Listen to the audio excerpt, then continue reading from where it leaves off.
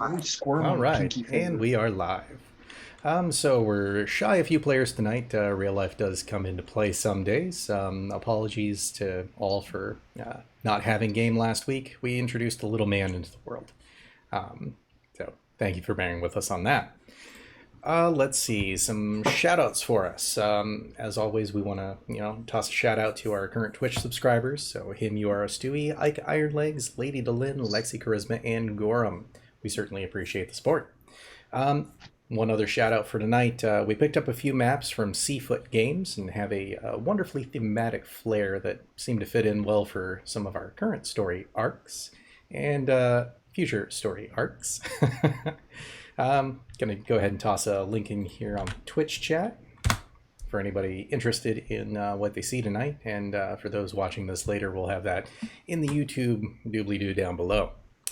That said, is that the official title, the doobly-doo? It is. Like, I hear everybody say that, so I'm going with it. Are you listening, Oxford English Dictionary Committee? Yeah, let's hope. That said, who wants to go for a recap of what happened last episode? Dude, I don't even know where I was yesterday. I think that's going to leave it to Kaizen then. Well, as far as I remember, we wandered farther into more mercantile districts of the former Dwarven city. We ran into a Dwarven bath. We had a puzzle to figure out to get into the back room of another shop, which happened to be a clothing shop. I got my ass kicked a lot by air elementals. I remember that. That was fun.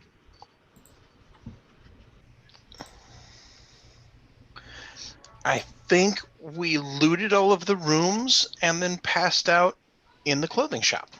You went a little bit further than that. So you bit further than that. Yep. So you guys ended up going into a small tavern with a guy that seemed. Oh yeah, the Gondsman dude. Gondsman the Eternal. Mm-hmm. It seemed to be there forever. Passed you guys over a book that takes basically the entire party to read. Who would have thought that? And then kind of paused there as we quote-unquote bookended that session. I'm gone for 5 minutes and you have to use all your resources. You guys are in a dwarven area. They really like having the dwarven script there. So that said, in that bar there was a stairwell up in one of the corners that was kind of pathway through. Obviously, Misaki and Nyx have opted to return back to base camp, so they're going to relieve you guys of the burden of all the treasure you've carried thus far. That way you're not stuck with that. And actually, it looks like Navarra is actually joining us. I was just about to say that when you were done talking. So, Nyx and Misaki are gone. Navarra is coming back, and we will go ahead and do a quick reset of all of the screens. Big. That being said, if you guys want to, feel free to roleplay amongst yourselves. Why aren't you having fun? I mean, I kind of don't want to now, just to annoy the GM. So did you guys? Because I didn't see the exact end of the last episode. Did you guys go and sleep in the inn?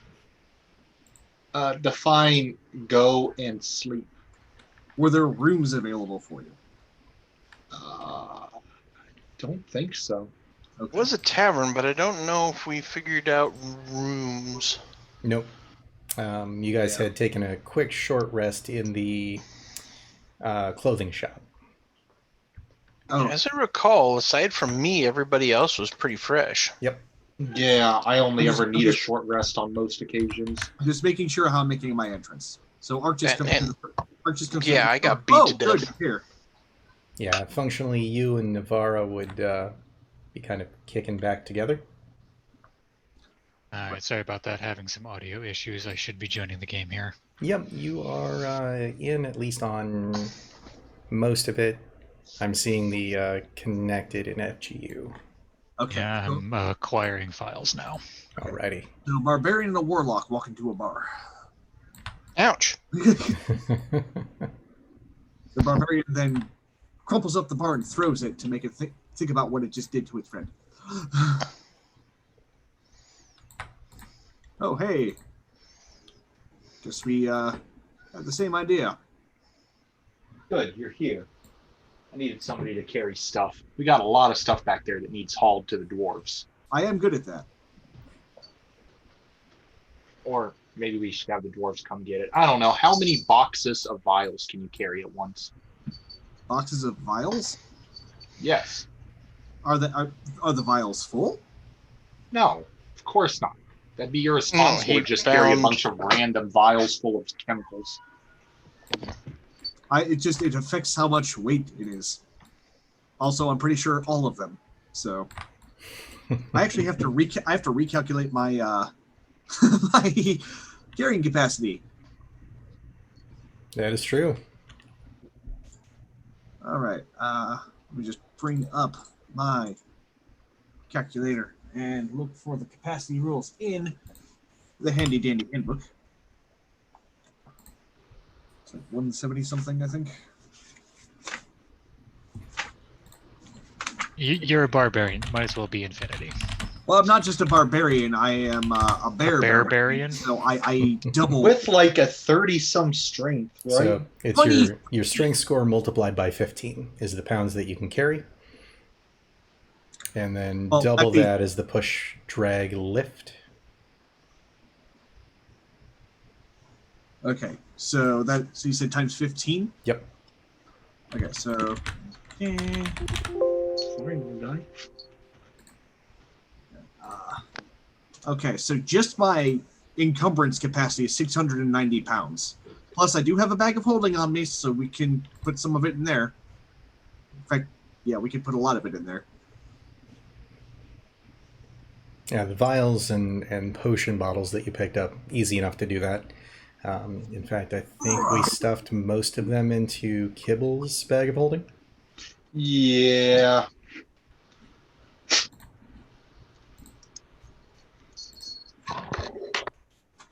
Okay, so run back. Okay. Can I get a quick recap of where we are and what we're doing? I am a little out of touch. Yep. So you guys ended off last session having dealt with a kind of quasi potentially undead or immortal dude that was chilling in a bar. Thought that you were all fig Newtons of his imagination, and tossed a weird book at you that requires basically the entire party in order to parse out the various different dialects and whatnot. So functionally, that one's going to be when you get back to town, you'll be able to really kind of dive into the research aspect there. Within that tavern space, there's a set of stairs against one of the walls that leads off into another corridor. The space that you came from was a clothier shop where you guys took a quick short rest. And this is in Sarbreen? Correct. So he was just hanging out in a tavern by himself in a dead city? That's right. Cool. I mean, there's purple worms down here. It's scary.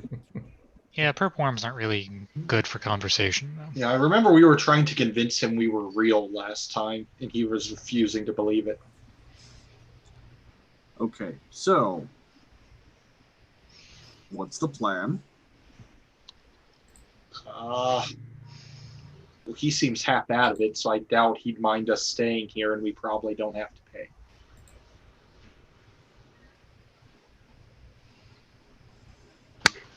I really like the fact that you're concerned with whether or not we're going to have to pay to stay at a tavern that hasn't been in operation in years, decades. Have you met Draho? Well, I mean, I'm not paying a lot considering the upkeep, but I'd be willing to pay for the service. Even a Zero's half not a senile, lot. even a half senile I'm assuming undead dwarf needs to make a living.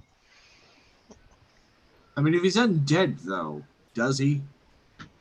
Hmm. I mean, by definition, he does not need to make a living. The philosophies of life. You guys would do well at an elven university. They like to talk a bunch of nonsense and sound mystical and smart.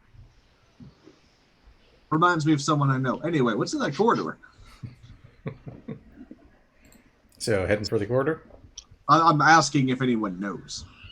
No, we got here, and then we got this book thingy, and that's what we were poring over. I flip it open, and I start reading it. Oh, cool. So, I could have read that to you. A good chunk of it is in various different dialects. So there's some Dwarven, some Draconic, some Celestial, some Abyssal. And not only is it language characters, but also numerics in each of them. It looks like it's some form of odd code. At which point, Yeah, we already went through this. Most of us can pick out a language or two, but the rest of it's just gibberish. all right.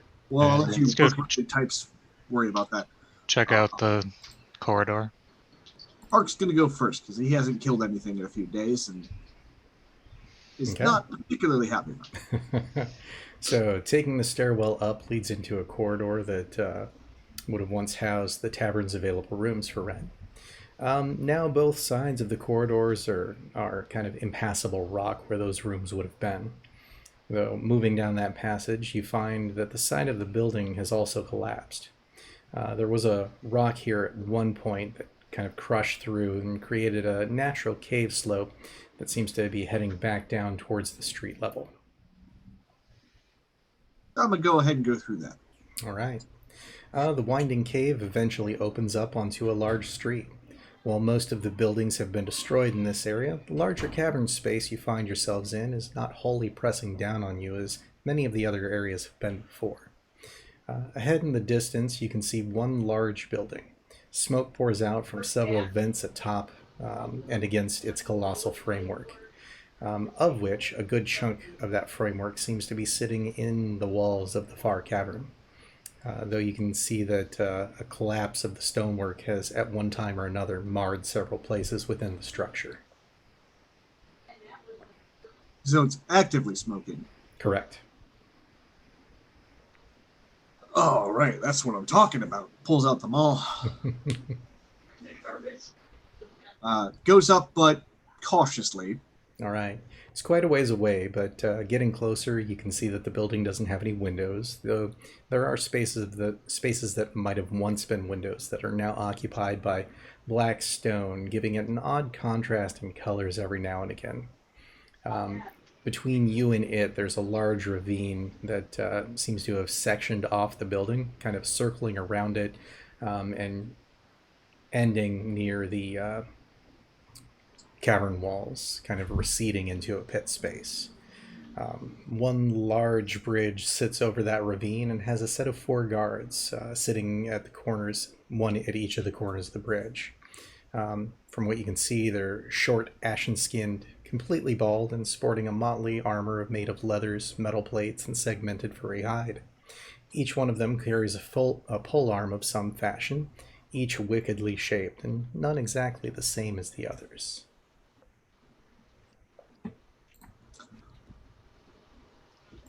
Huh.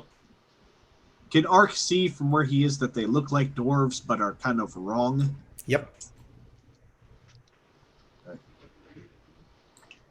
Define how they look wrong exactly again. Make sure I understood that. So they're ashen skinned instead of kind of standard dwarf colorings. They're completely bald, save for kind of wispy, pure gray hair. Also, they don't seem to have taken any pride in craftsmanship when making these weapons. Yep. Okay, that's how I wanted to make sure I was Don't thinking of want to the type of dwarf metagame I'm this, thinking of. but Ark's like, So like the Duragar we found at the beginning coming into the Underdark? Correct. Would Ark have heard about Dwergar from his encounters with other dwarves? Go ahead and make me a history check. First roll of the night, and it's not great. This is just a straight roll? Yep. Okay. Plus any history proficiency you might have. Right. That's what I'm saying, like, not with advantage. Okay, so 5. 5. No, seems to not be a story that you can recall at the moment. To be fair, they wouldn't really bring it up unless it was contextual, so. Mm-hmm. Maybe they've just been down here too long.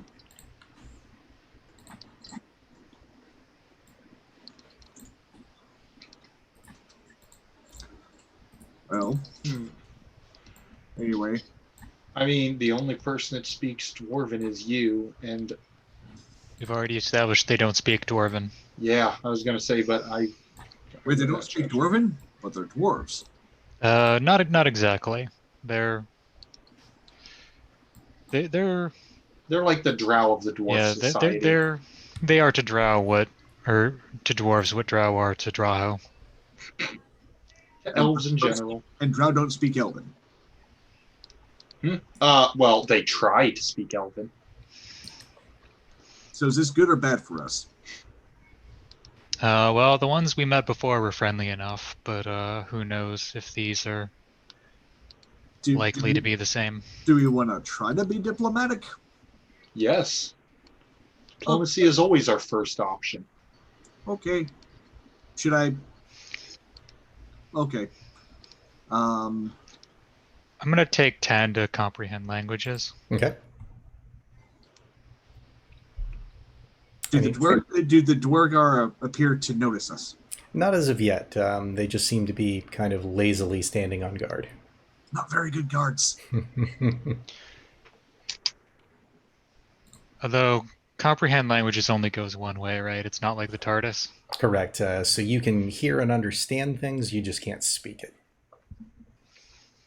Alright, well, hopefully they understand Common or... Well, you said you talked to one before, so did that one understand Common? I'm assuming. From what you recall, yes, he did. Okay, I'll go up with you when you're done doing your thing there. Yeah. Takes 10 for a ritual, so after we're done with that, we can approach. 10 minutes later. Alrighty. So as you guys move up closer, you see them kind of get on edge and aim their weapons towards you. I also want to note that I'm approaching without a weapon in hand. Okay. Less threatening. Just kind of wave politely and greetings. You hear them in their Dwargar deep speech, not deep speech, undercommon, say, "Yo, get back! This isn't an area for you. Be gone." What is it exactly? What language are you speaking? I guess we'll go with Common and see if they understand that. Okay. The two in the front kind of look at each other and then look back at you. Do you understand us? Yes, I do. Do I understand them? Do you understand me? They look back at each other, and then they kind of slowly raise their weapon, and they're like, "You go back, not your area. If we speak slower and louder, they'll understand what we're talking about." Now, from Ark's perspective, are they still speaking gibberish? Unless you have undercommon, yes. So I lean over to Mark. What are they saying? They're basically talking very slowly, like we're idiots, telling us to go away. Is it right to assume that time for diplomacy's passed? One second, I'm just double checking. Does message require that we both speak the same language? That is a good question. It might be one of those ones where it just requires a language, but let's see.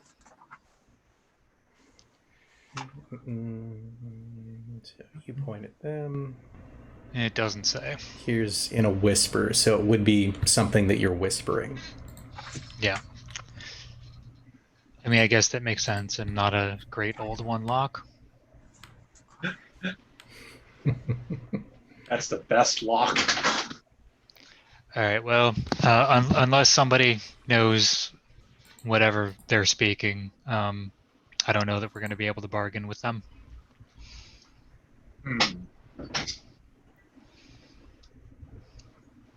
Maybe try Elvish. Maybe they've dealt with elves before. I could try Dwarvish. I mean, they're down here. I guess we can just run through the gamut of languages. Do they respond to Infernal, Abyssal, Draconic, or Elvish? They panic slightly because those are very evil sounding languages.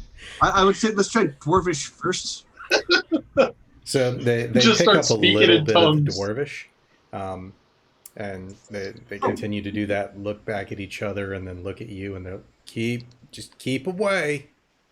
Go away. Why?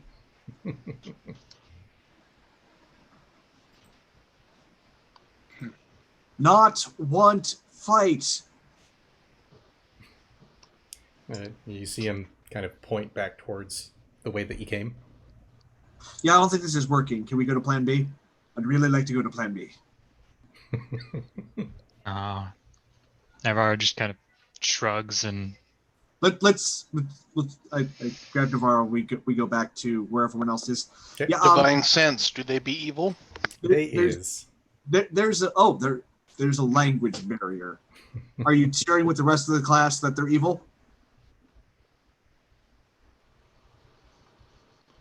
Are you telling us that they're evil? I think your mic's off. They can't understand what we're saying, right? Right. That makes them evil. Barely. Good logic. Yeah, they're totally evil.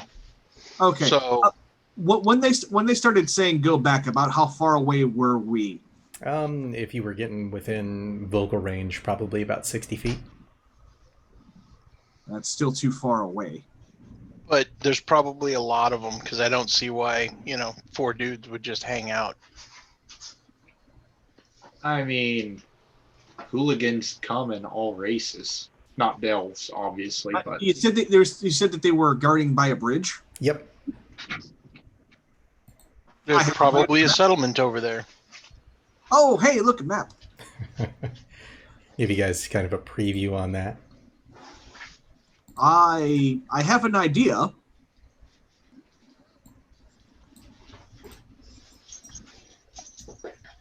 I do need to consult something in. And you said there was a structure beyond the bridge, Correct.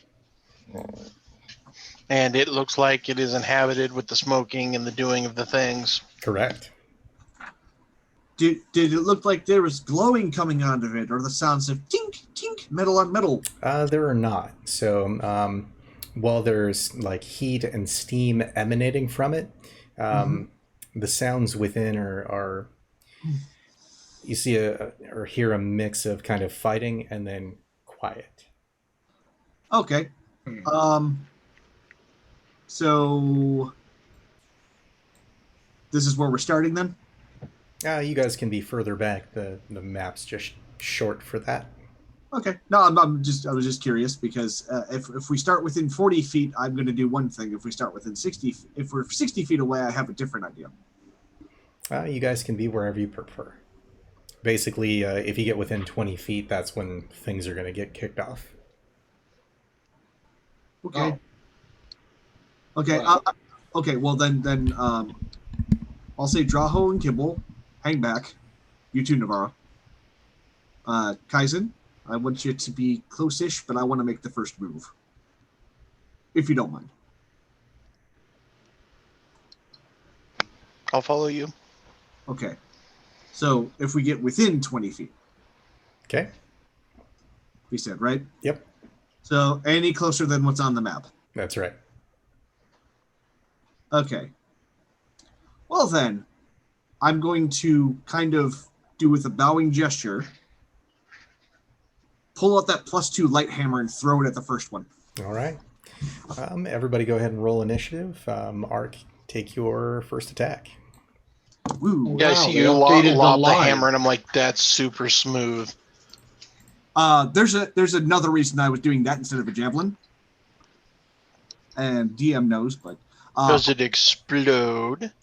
no. That'd be awesome. Ark has an 11 initiative, by the way. Okay. He can't benefit from reckless on a thrown weapon. Okay. 17 to hit. That will do. Okay, so that is a measly D of 4 damage. Oh, hey, max damage.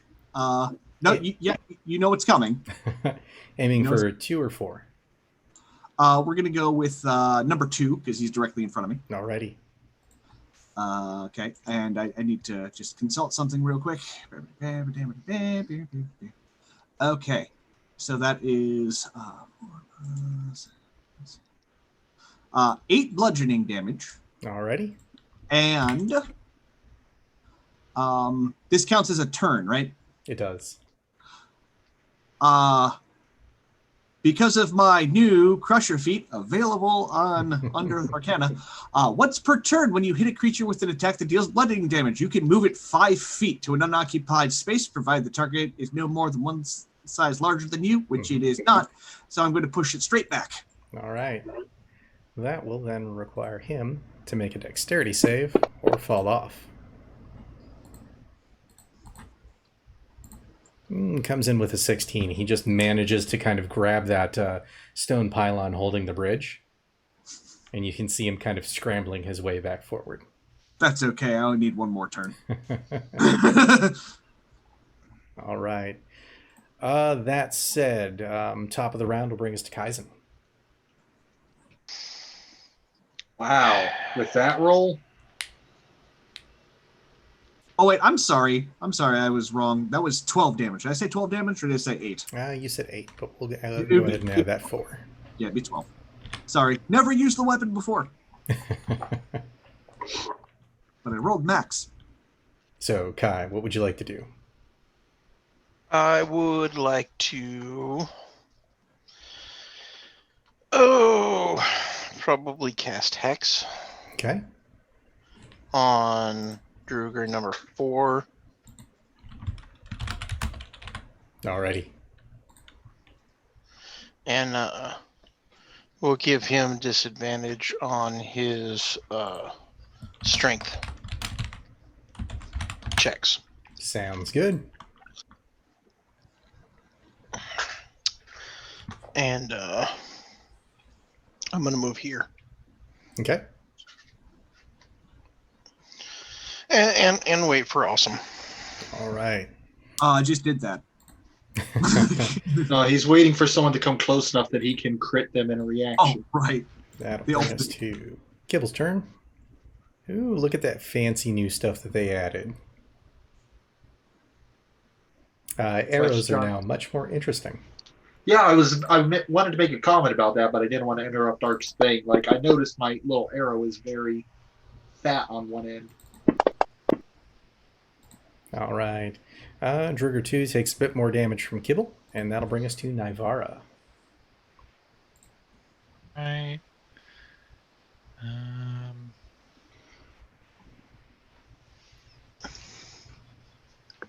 I guess we'll just go ahead and Eldritch Blast the crap out of Duragar number 2. Okay. You don't happen to have the pushy infusion, or No. Okay. That's okay. That'll definitely hit. Nice. Good damage. Another hit. Even better damage. And we'll bonus action to do it again. Alrighty. Yep, still a good hit. More solid damage. And our third one hits, yep, sure does. And you waste Druger number 2. So those 4 beams of force come popping out of your hand towards Druger 2. He takes all of them to the face and just thud, thud, thud, thud. And you see him release his grip from that stone and just fall back into the void. Nice. All right, any movement? No. We'll stay where we are. Okay, that'll bring us to Druger actions. So Druger 1 goes 5, 10, 30. Step there. Druger 3. Quick little guys. Yep. Oh, perfect. And Druger 4 will step into Kai. Go ahead and take your attack of opportunity. Attack of impalement. Oh. God, you.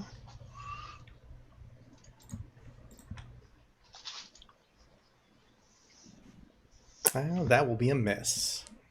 Oh, bum, bum, bum. Yep. Ooh. And at this point, you see all of them take their weapon and kind of slam their fists together as they grow in size. So, doing so, I'll scoot to Berg. there. It's funny because I can still push them. Yep.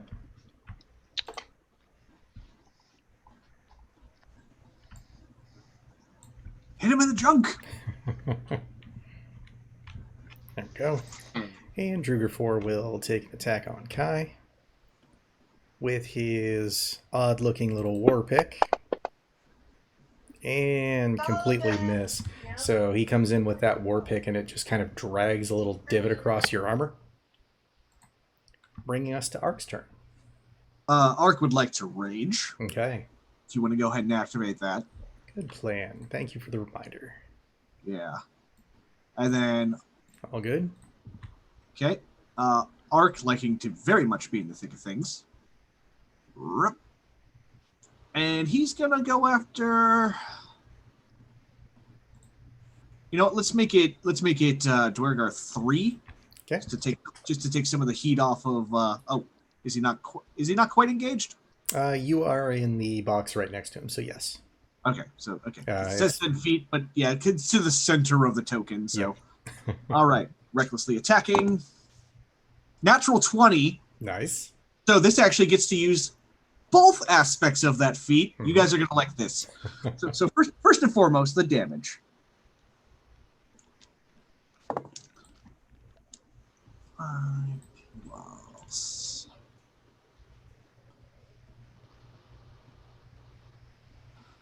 That is 14 damage. Okay.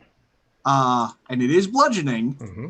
So I will push him 5 feet back, and because I critically hit him, attacks against him are made at advantage until the end of my next turn. Okay. Just for all of you too, because I cracked his freaking rib. So your war maul comes in, smacks him direct in the chest. You hear this loud "Hoof" as the air just kind of expels from his lungs. Staggers backward, puts a hand on that stone plinth and holds himself up. You can see kind of a dour expression across his face. I'll go, everyone attack that one. Meanwhile, Dwergar 1 over here, I'm not giving him a fast lane to my backliners. So... all that kind of stubbly looking stuff on the sides is impassable rock. Well, still, I've got a good choke point here. Yep. So, all right. So that's going to be a 22 to hit. That'll do. Oh, you know what? I actually forgot to do the critical damage. So add another 6 to number 3. Number 3 there. All right. And then for the attack against number, that one that I hit is going to be maximum. So that's going to be 22 damage. 22. Cool beans. Oh, you're finally doing the kind of damage I've been doing since level 1. Yeah, well, I can also take more hits than you can. So that's kind of my thing. And I can only do the pushy thing once. So that'll be my turn. I like where I am. All right. That'll bring us to Draho. With his superb dexterity. Attack 3. Do it. I'm attacking 3. I already had my crosshairs on him. I can't He see was them. on the other side of the bridge. Oh, yeah, right. So...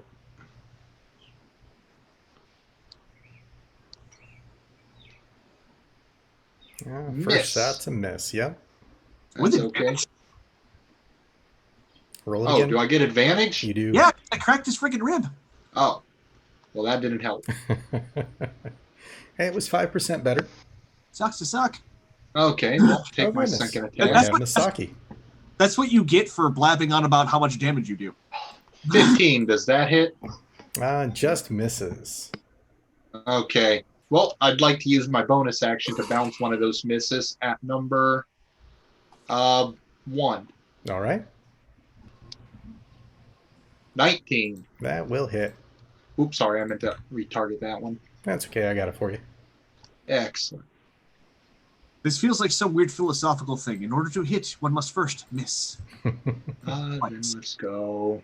Something, turning left, right. What? 2 wrongs don't make a right. 3 rights don't make a left. Okay, there's the damage. 2 negatives make a positive. 19 damage on him. And we're not going to waste our magic arrows here. Your mommy just told me. Is there any battery on this? It's heavily damaged. Should I use my action surge and go at him again? Guys think I should burn it now or wait? Wait, we got this. Okay. I will make that and then go hide behind my Vara. Such a coward. I love that you have the actual rock pile there. But no, you hide behind Navarra. Feel safer. And that would be the end of my turn. Her 3 sugar daddies aren't done litigating over who gets the contract, so. Alrighty. Misaki, you've just come into a combat. Go ahead and roll initiative as you kind of walk into this.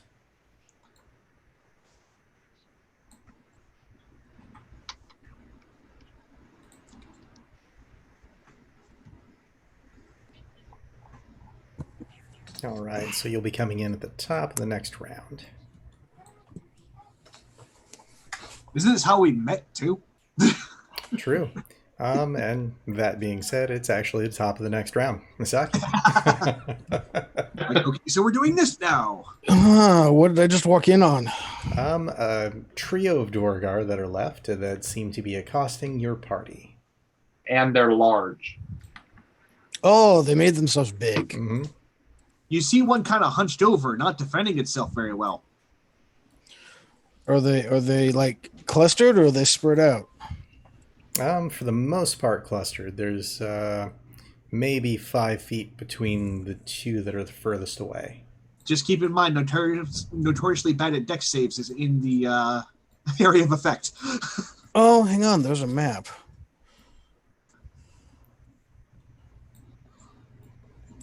Is this the map? That is the map. It's the map. It's the map. It's the map.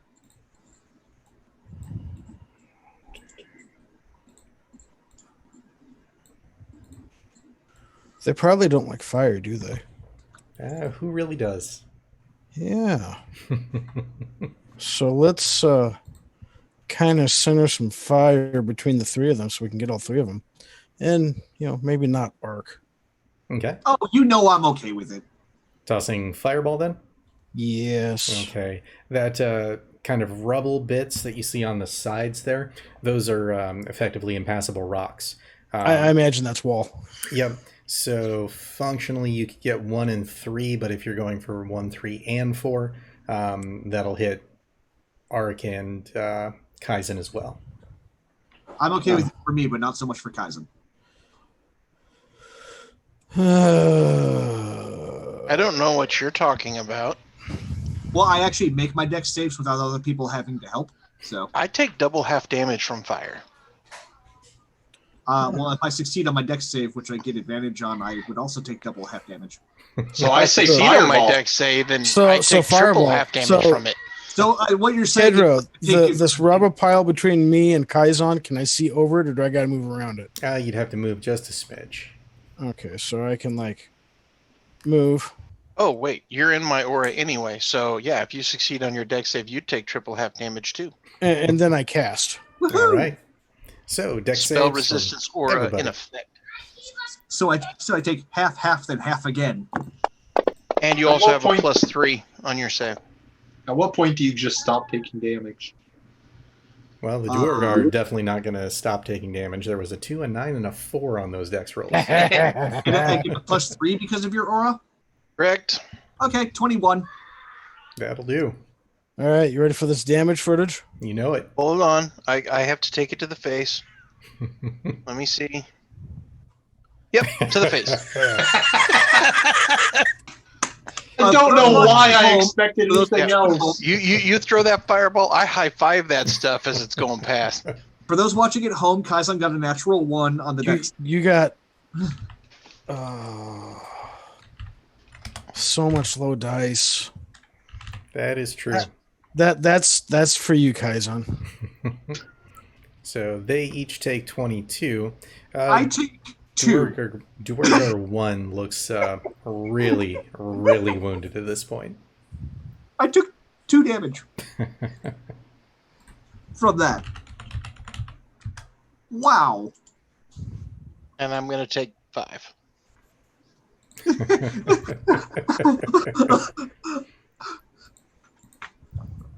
And the thing is, because he was trying to get the 2 there, I think I took like a bigger hit of it than you did too. By the way, it smells terrible now because you smell singed fur. Any movement or bonus action, Misaki? I think when you only take 2, you don't really get singed. But it's the tips of the hair, you know, the fresh stuff. Oh no, that'd be the roots. Never mind. Maybe the burning flesh smells worse. The Duergar one you said looks really bad. Correct.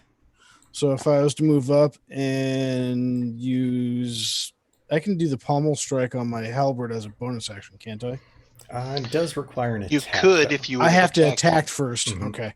So then, no, I'll just sit here. All right. Sounds good. That'll bring us to Kaizen. And this is why Kaizen doesn't need to bathe, because he always has his friends help him out with burning off all of his funk. I mean, we keep a fresh layer of skin on you at all times. So Kaizen's just going to throw down on Duergar 4. Okay.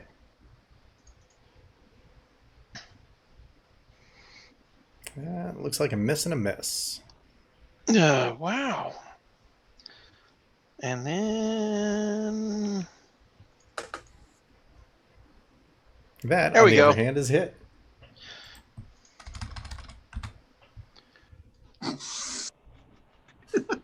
And then he takes an extra 4 on top of that. Alrighty. Okay. Unless he has resistances to necrotic damage. He does not. So your pommel strike comes up, slaps him across the face, and you see that ripple of black just kind of eat away some of that cheek muscle. Any movement? No, I'm where I need to be. Okay. That'll bring us to Kibble, who will aim at number 3 since he has advantage on that. He also would have advantage on 1 or 4 because pack tactics. True. That was the damage roll, not the attack roll. Good job. Yep. And that was a critical. Flex. So on the sneak attack, but sneak attack too, because yeah. So total of 266. Yep. So we'll roll. And there we go. That took out Duergar 3. So arrow comes out of his spider short bow, catches that Duergar right in the eye.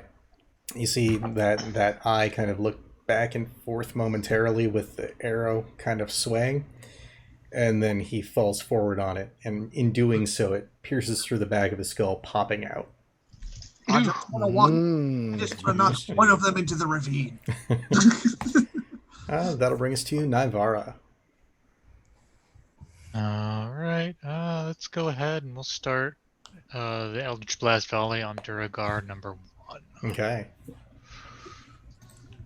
Yo, you don't let me have anything. You've already had fun. I want to have more fun by knocking him down the ravine. All right, first one's a hit. And first one kills him. Okay, well then the next one will go on to the other one.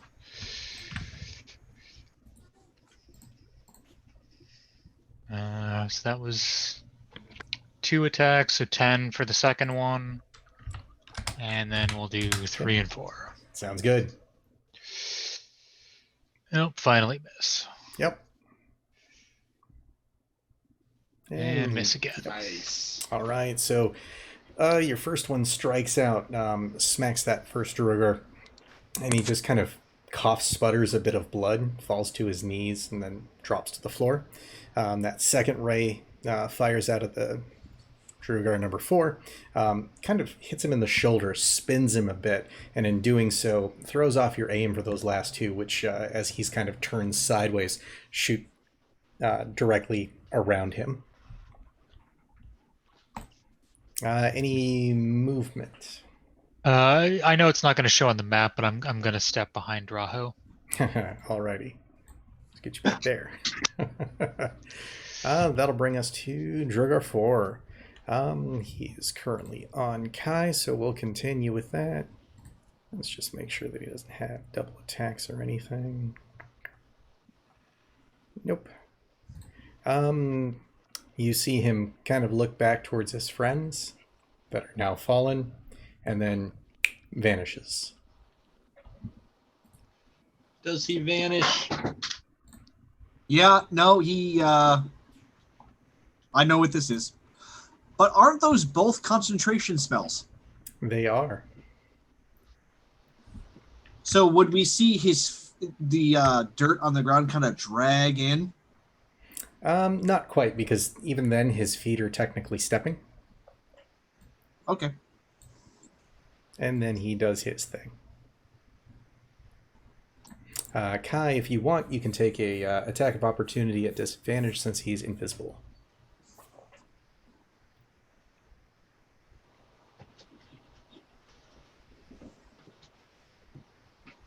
Yes. Little does the Dwargard know that attacks of opportunity are his specialty.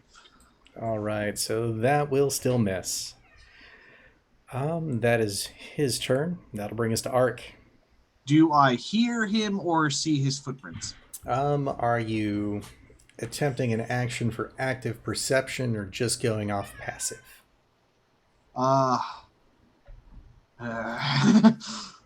Decision.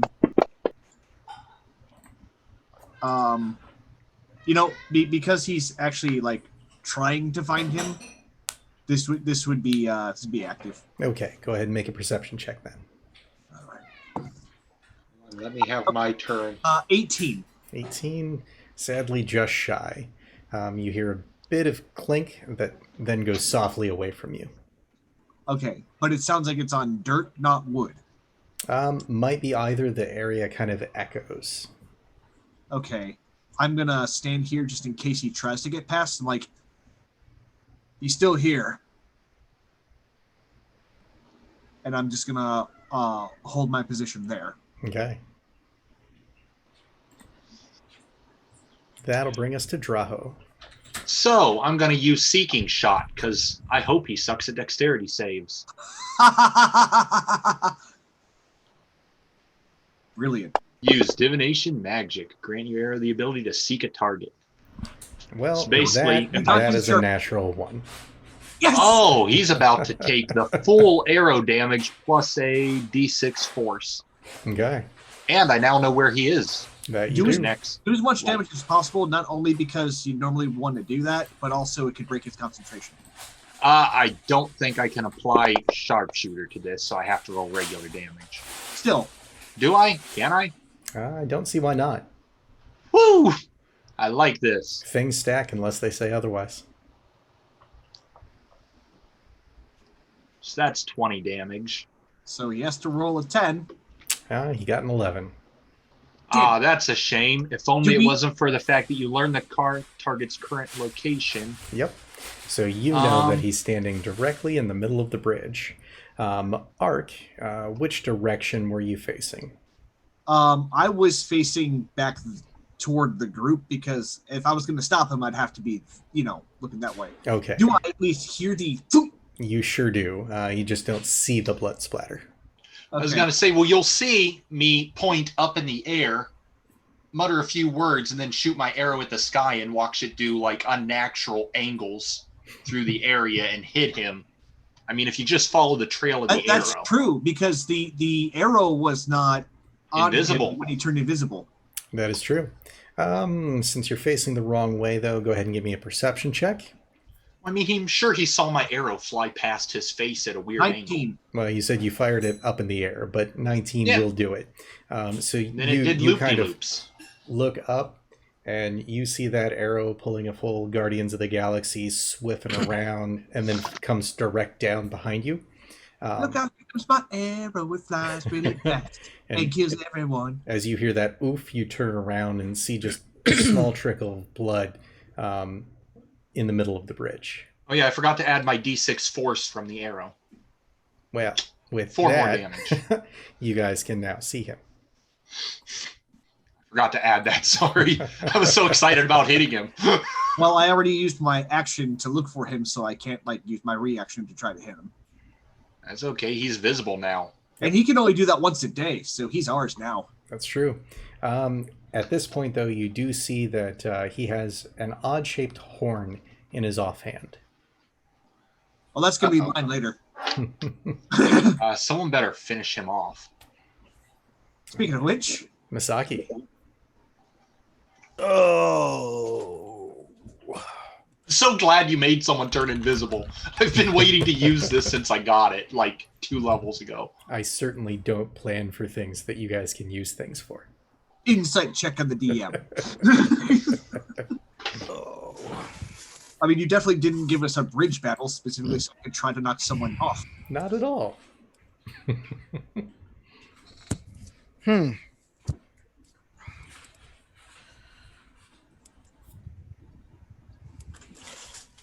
He's 35 away from me. That is true.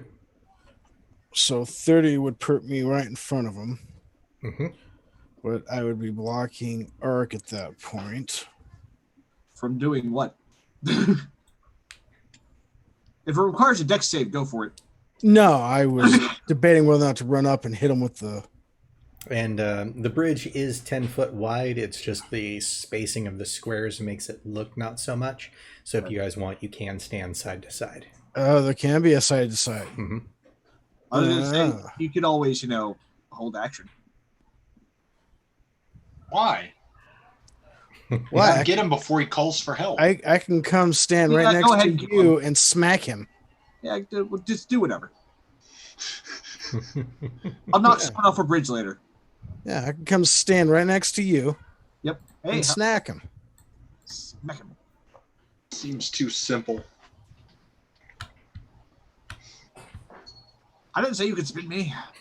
Right round, like a record, baby. Right round. That is a hit. Yay. And Oh, With a good chunk of damage.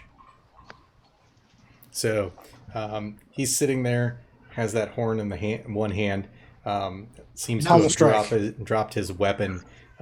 Your strike comes in, and he's kind of holding the arrow in the other hand, and he just has this look on his eyes like, how did you see me?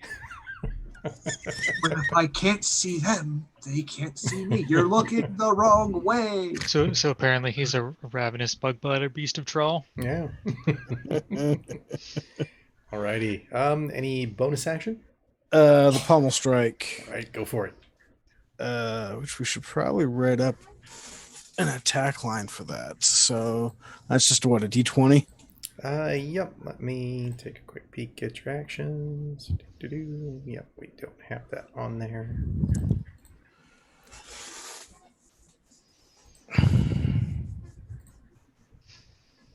Are you doing what I think you're doing? I was attempting to, but it does not have the green plus, so I will have to take a peek at that later. Okay, so just drop a D20 and we'll adjust. Yep. Okay. Well, that's an at 20, so go ahead and drop 2d4.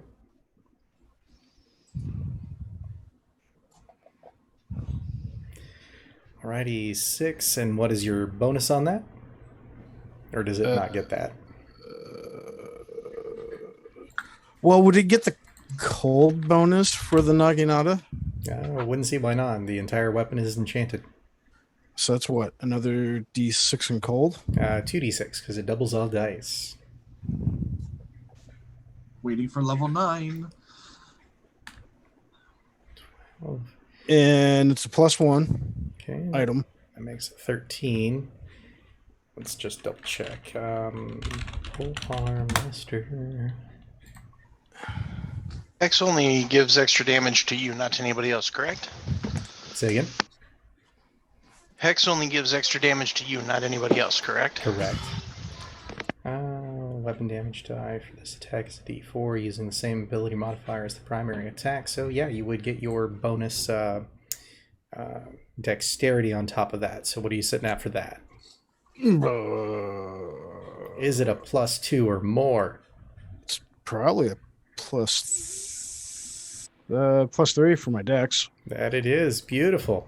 So you come in there, tap him once, come back up with that pommel strike. It snaps right up under the chin, and you see his head just flop backwards. Trash can lid style. Mm-hmm. Work her down. All right. Before we go further, picking up the +2 hammer. Okay. Everybody pick a body. Taking that war horn. Mm-hmm. Yeah. What else they got on them? So they have the Warhorn, some form of kind of like a war pick or odd-looking polearm. Each one has 2 javelins, and they're kind of odd, weird piecemeal scale mail type armor. Meh. Take the javelins though. Alrighty. To my ever-growing absurd collection. 84 javelins for arc. Eventually, we're gonna build me a ballista, and I'm just gonna. I thought you were the ballista. I am the hype. No. At this point, you said the horn looks weird.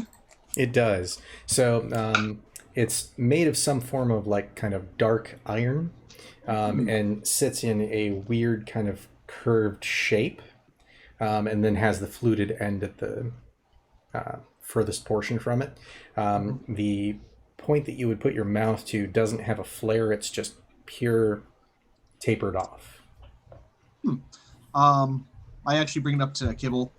That magical? No, but I bet it sounds really weird. We'll find out. Don't use it. I'm not going to yet. Operative words. Unless we decide Always we're yet. making a grand entrance. Like we could ambush them from behind or something. But anyway. Or that summons the Sanctuary's support. Look, we don't know what it does yet, so I'm going to go ahead and not use it until someone says it's okay to do it or until we leave, whichever happens first. Yeah, good. Keep that strategy. I was gonna. Alrighty, so what would you guys like to do? Do we want to have fun storming the castle? I think we should scout first and see what's happening before we Sounds like it's storm owl in. time. Did he say scalp? Scout. I mean, we could do that too. Raho's not a barbarian. Yeah, I'll Something. send the owl on Okay. a quick loop forward and see what it sees. So going forward, you've just got the double doors that are the entrance to this space, though most of the building is kind of entrenched into the wall.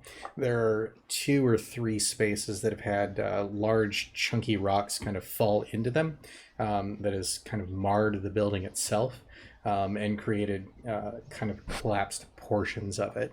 All of the buildings windows are bricked up in this kind of dark brick, so you can't get a view into it. at least not with the owl. There are kind of vent stacks, but of course there's kind of superheated air coming through those. Thought so. Fair enough. So, do we want to make a subtle entrance or an arc entrance?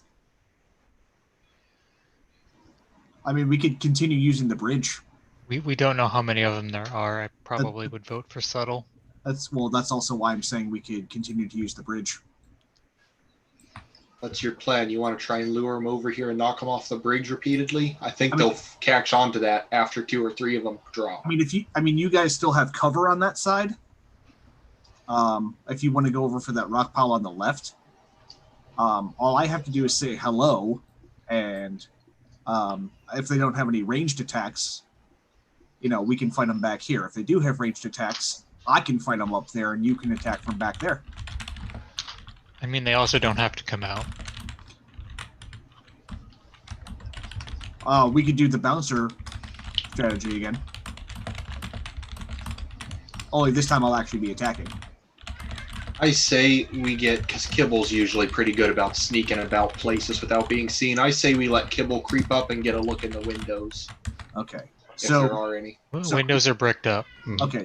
So plan A, if whatever's inside, we fight it back there and we can retreat across the bridge, bottleneck them there. That's plan B, is the withdrawal, right? Unless you and Kibble want to stay back there, I'm pretty sure you can still attack just fine from back there. I can. Kibble can't. Okay, there's plenty of rock piles for Kibble to hide behind, too. So, and then just have me and Kai keep them boxed in? So maybe I'm just confused. There's a building on the other side here that they're all inside of. Yep. So how, unless we're planning to, go inside, I don't see how we're going to fight them. They have no reason to come out. Right, so I rip the door open. Isn't that what the horn's for? We could do that. If you guys want to hide behind some rock piles and I can blow the horn, they can think I'm some idiot, which I'm pretty good at convincing people I'm an idiot. Before we do that, go around to these corpses that didn't fall off the cliff, remove some heads and pike them right on the other side of the bridge where they'll see them nice and clear. That'll get them out. Draho, I'm so proud of you. Oh, God. It just seems like something you'd like to do, and I figure if I came out and saw my buddies' heads on pikes, I'd probably kill whoever was on the bridge too. Or we could just try sneaking up to the building and seeing if we could gain access without starting the fight first. I mean, we kind of already started the fight. So do we hide the bodies? What's under the bridge? The void. I suppose it helps if I have the mic on. It's a cavernous ravine that just kind of empties out into darkness below. And Miss Magic Eyes see to the bottom? No. Oh, so, Long drop. after Draho gets done decapitating heads and we've looted the bodies, we can just throw them down the chasm. I'm not decapitating them. Ark's decapitating them. I'm throwing suggestions. I'm not a huge fan of inviting a host of unknown number out here. That's why I want to be the point man. I think what he's saying is he wants to be stealthy, which I can't fault. I'm fine with that. If you guys want to try stealth first, I'm just going to stay back here and prepare to shoot the first thing I see. Say we go inside and fall back here if we need to. Okay. Since we're trying to be sneaky about this, maybe have a limited number of people up there, and I can be waiting on the outside of on the side where the door's not opening too, so they don't see me. So if it comes to a fight, I'm right there. But I will wait until told to attack. So I'm willing to move up behind. Is this pile of rubble enough for me to hide behind? So where's the building? You have to zoom the map out. Oh, thank you. Yeah. And then if you want to scroll up, you can do your middle mouse button to drag it down. Yep. Yeah. But yeah, if something's in that first chamber and it's not expecting us to come in, it's probably not going to be too happy. I would like to do perception checks on any of the other openings, windows, or whatever that are on the structure to see if anybody's staring at us. Go for it. And that particular rubble draw, that'll give you about quarter cover. Quarter cover? Mm-hmm. Maybe you should switch with Kimmel? No, I want to be right in front of the door. Navarre, didn't you say everything was bricked out over? All the windows are bricked over, yeah. And I want to, from where I'm at, I want to do a perception check to see what I can hear. Okay. That's cocked. 10. Okay. I'm average. So between the two of you, not too much as far as sight. You can definitely still hear like the tapering off sounds of battle from behind the doors. Clanks of metal. There's already on a fight stone. going on the inside. Oh. Yeah, so yeah, I'll come back with that. You know, it's like, well, it sounds like they're fighting already. So, We're missing the party. can I do an arc hello? I want to do an arc hello. I just want someone smarter than me to tell me it's okay. Do it. All right. Boom! Against the door. Alrighty. That's a natural 20. Oh, you have the door's open. You have advantage against the door until the end of my next turn. It was a 20 and a 19, by the way. Oh, and it's even more critical because of my adamantium. So that door just kind of explodes. It does. So they're massive stone doors, and as you tap into that, they literally shatter inwards. In doing so, you can kind of see down a hallway further. Is his audio cut out? Can you guys hear me? I can hear you. I can hear you fine. A bit further down, you see just piles of dwargar bodies. So functionally in here, the hall is kind of flanked by 6 large dwarven statues holding large battle axes. The heads of which rest upon the floor, and the pommels are facing up, shaft in hands. 2 statues are on the left, 4 on the right. And then it seems to open up into a larger room. All around that area is just dwargar body after dwargar body. You said the statues had axes? Yep. Are the axes bloody? They do seem to be. Is it fresh blood? As fresh as dwargar can be. Hey, remember when we were in the temple and the things kind of came and I had to keep talking to them so they could lift the stone? Yeah. Yeah, I think that's what these are here for. So I think if we're polite, they might leave us alone. So I'm just going to. Did everyone kind of step back? I'll allow myself to be the guinea pig. Oh, we got a new one. It's the armory. We were supposed to go here. Are we? Yeah, because we have to find more of the. Remember we had the mithril ingot, and there was the thing we're supposed to look for.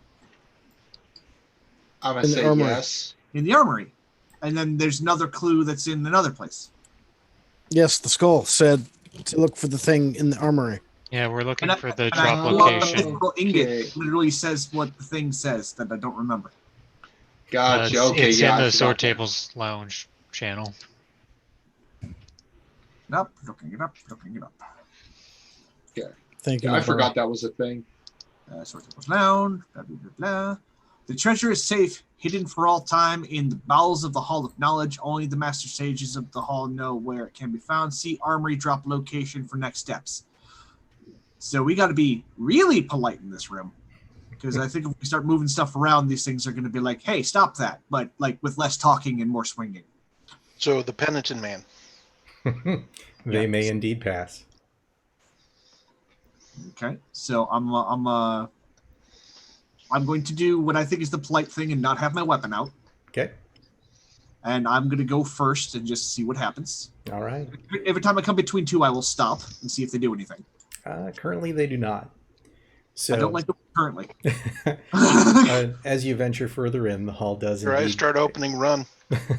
It does indeed expand into a larger opening space. 5 stairs lead up to another dwarven statue on your left. This one is holding an empty golden basin encrusted in various types of jewels. Okay. To the left of that statue, you can see a lowered portcullis and a dark room that, if you're closer up there, you'll be able to notice a pair of chests sitting back on the edge of an ancient moth-eaten rug that runs the length of the room. The moment I see that gem-encrusted bowl, I look at Kibble and I go, "Don't touch until told to." Okay. Where's the violence happening? I was told there was violence. Yeah. Somebody will so- walk All in of the through. Beauregard corpses, right? Correct. Oh, by the way, took javelins if they had any intact. Yep. You can literally get like 100. Whoa. They came prepared. When we catch up with my village, they'll be well armed. So throughout basically this entire space, you're just seeing piles of bodies. A good chunk of them are kind of tucked in behind those dwarven statues. Okay. So Are they hoarding them like treasure? I think what happened was they died, and then the statues just auto went back to base and kind of pushed the corpses out of the way. Or they're keeping track of who killed the most? So, how far do the bodies extend? Do they make it all the way to the stairs? They do. Okay, so I would like everyone to step away from the statues if they can, before we touch anything. I am willing to bet that these guys died probably trying to jack with either the bowl or the portcullis. But the violence is happening upstairs. And I'm wondering if we get up there and stop the violence, if we will not have homies. Do we still hear the battle sounds up there? You do not. And in fact, where you're standing, you can see that in between the two chests is a small, kind of darkly lit figure. And you can hear just a soft sobbing sound. That figure seems to be holding something to its chest. Hey, identify yourself. The sobbing continues. I say it in Dwarvish. Identify yourself. It's a very slight of form. Doesn't look quite like a dwarf, but think thin, small human child. I'm going to step up and say in Elven, you an elf? Sobbing continues. Sylvan, you a fae? Continues. I'm going to walk up very cautiously. There's a Can't. Through the There's a lower gate. accounts. Oh, I didn't see the gate there. Yep. I hadn't zoomed out too far. Like, we're enemies of the Dwargar too. No additional reply. Does anyone speak? Am I getting? divine sense. Do I feel this person? Do I feel this person more resembles the people who stole our cart, or the person who we gave the sword to? Are you asking if it's a halfling or a gnome? Yeah. I might be. Yeah. Neither halfling nor gnome. Looks more like a small human child. Like an actual child. Mm-hmm. Is it undead or a fae? It is not.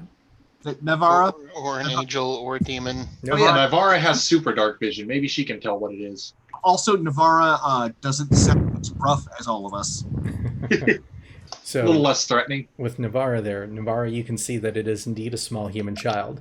The clothes look ragged and torn. It's holding a small kind of cloth doll to its chest. Dark moppy hair is kind of cascading around its face, slightly covering the eyes, but you can see tears streaking down. Kibble, how far can you do your mage hand? About 30 feet. Okay. I have an idea. Come here. But like, stay hidden behind me because I think you're gonna scare this kid. No offense. It's okay. I pull out a ration and I hand it to Kibble. I'm like, can you float this over to them? Okay. So he whips out Mage Hand and it slowly tries to go through the portcullis gate. And as it taps kind of that space between, there's a bit of a yellow dim glow that flashes. And then that bit of ration disintegrates. Oh, I'm glad we tried that with a mage hand because I was about to reach through with my hand and hand some food. Navara, what did you see happen? Not sure. It's obviously some kind of magical barrier. Can we dispel it?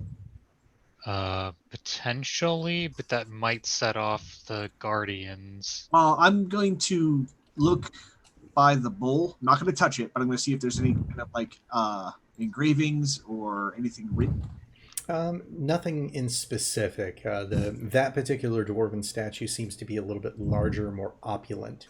The bowl itself is golden in kind of color and shape. It's basically like a small basin, encrusted in a variety of gems, so emeralds, rubies, diamonds, etc. Can I see anything inside of it, or is it too high up? You can. It's kind of held as far down as the statue can hold it. Nothing currently in it. I'm gonna Arcana the Yeah. portcullis while he's doing that to see if we can figure out what's going on. All right, go for it. I was going to ask if I could use Arcana on this statue to determine if it's got a little magical property to it. Yep, go ahead and make that roll. Nivara, you would think back to some of your earlier training, things that you've heard from your various masters. This would more than likely be some sort of disintegration wall of force combination. For Draho, I got an actual 20 on figuring out what a statue does. Yep. It is some sort of receptacle that is connected to that wall of force. What needs to be placed in, you're not quite sure, but it wants an offering in some fashion. I'm going to put a gold coin in. All right. With that wall of force drops, and you hear kind of this click, click, click, click of chain link connecting with metal as the portcullis begins to rise. Okay, I'm going to tell Kibble, I'm going to hand Kibble another thing of rations. Mm-hmm. Like, send it in. All right. I'm going to check, does there seem to be any residual magic? Using Detect Magic or Arcana? Arcana. Okay, you go ahead and make the roll. Why did I close that sheet again? Looks to be clean of magic at this point. Okay, and when Kibble sends in the ration, nothing happens? Nope, nothing happens. It passes through, moves up to the child. No different reaction from it other than the continued sobbing. All right, I am going to motion everybody to stay back and approach. Okay. I am going to draw my bow and prepare an arrow just in case this It's is a child, Raho. It could be a trap. Always think everything could be a trap, which is why I'm still I would alive. like to point out, Nivara, you're a child, and you just straight murdered 2 armed soldiers. So let's table it's a child as a defense. I'm not actually a child. Like, Nivara's like 18, 20. Okay. That's a Or is child this by like my a legitimate standards. child? Okay, and Ark is going to stay behind that wall, but ready to catch the portcullis in case it closes. Okay. Nivara, as you make that first step in, you do notice a bit of dwarvish writing just to the right wall, kind of backing around. Easy way. Right here to the right of here. Still work on that? Yep, sure does. Sure. You see 5 different symbols, kind of one on top of each other. One states friend, one states fallen, one states fiend, one states father, one states fool. Okay. Anything else in the room? Besides the child, the rug, and the chests, no.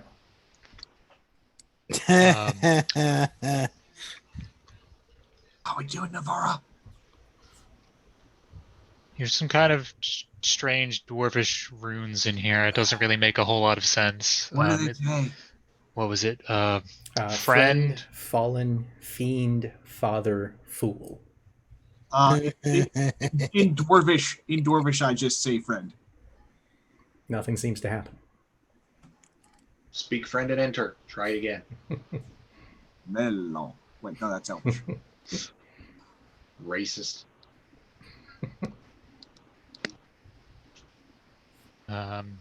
So, I guess I will approach the child and repeat the dwarven word for friend. Seems to continue sobbing. If I reach out and touch it, is it a physical object? The child? Yes. No, your hand passes directly through him. Who's paranoid now? We're ensnared in an ambuscade. Eddie, check your chat. Does the doll look oddly familiar? It does not. Okay. Arcana of the child. Go for it. Illusion, ghost thing. Mm-hmm. It's not a ghost. It didn't register on my... It is definitely some form of illusion magic. Okay. Well, You one it's definitely an illusion of some sort. I can try to dispel it.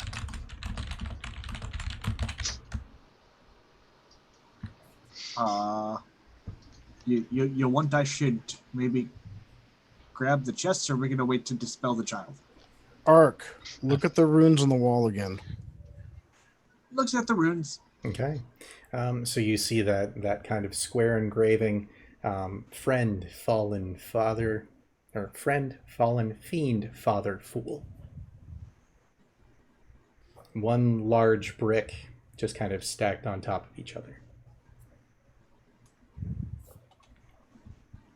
Well, they're all 5 F words. That might be relevant. There's 5 of them. Mm-hmm. There's 5 of us. Oh no, just.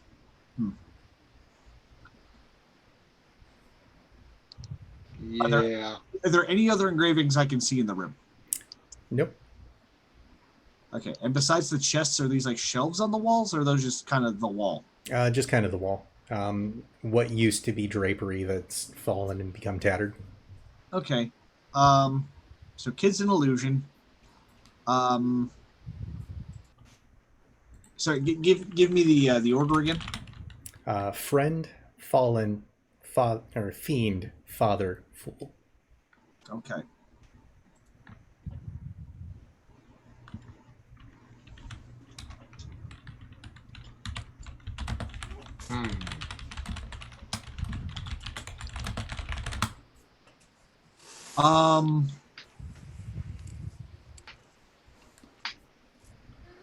So what would we like to do? And the portcullis itself. Actually, I'm going to look at Navarra and Draho. I'm like, is this portcullis magical too, or is it just the mechanism that's magical? Just the mechanism. I don't know. Did my Arcana tell me that? Yep, just the mechanism. And what's the portcullis made of? Seems to be some form of adamantine, but not the kind that you've seen before. Interesting. And the walls look like they're made of stone? They do.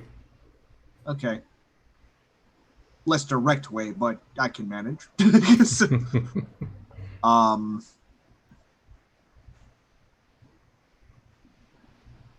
Kidder, is there anything inscribed in this corner? Where'd you go? There is not. So you've already walked up to the child, right? Which was just hiding between the... Yeah, I walked up and touched it and passed right through it. I kind of want to just like... I want to have as few people in here at a time as possible. I will stand next to the bowl with a small bag of copper pieces, ready to offer another offering. Don't be cheap, Jaho. All right, I will stand under this and ask Kibble if he can check to see if the chests are trapped. Do you want me to go in? Yeah, if this starts closing, I will catch it until you get out. Okay. And if anything happens, I'll protect you. He scoots up. I look at Draho again. Don't be cheap. That might not actually be a good idea, Ark. If that wall kicks on, you may Like not I want to said- be there. Well, I'm good at stupid ideas. Navarra, point to the one that said father, please. So is the third one?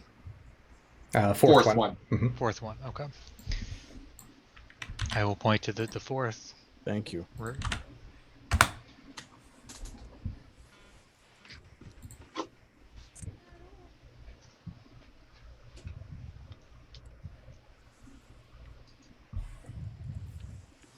Are you sure you two want to be in here?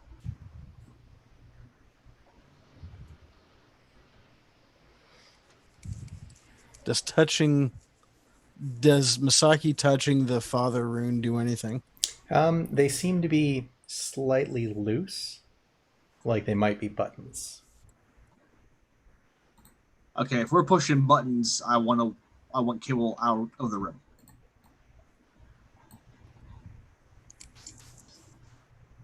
Good boy. Jeez.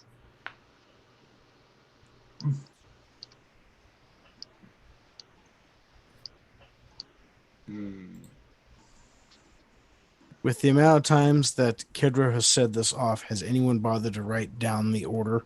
Yep, it's in the It's- chat now. Yeah. Oh, okay. I wrote it down, but now it's in the chat, so I don't need to reference it for you. Cool. Thank you. All right, so two of these things are positive things, I would think, and three of them are negative. I feel a full is neutral. Okay, I guess if you want to look at it that way, A fool is I not mean, exactly being called a fool is not a compliment. Though. you probably would look at it that way. Oh, But how many?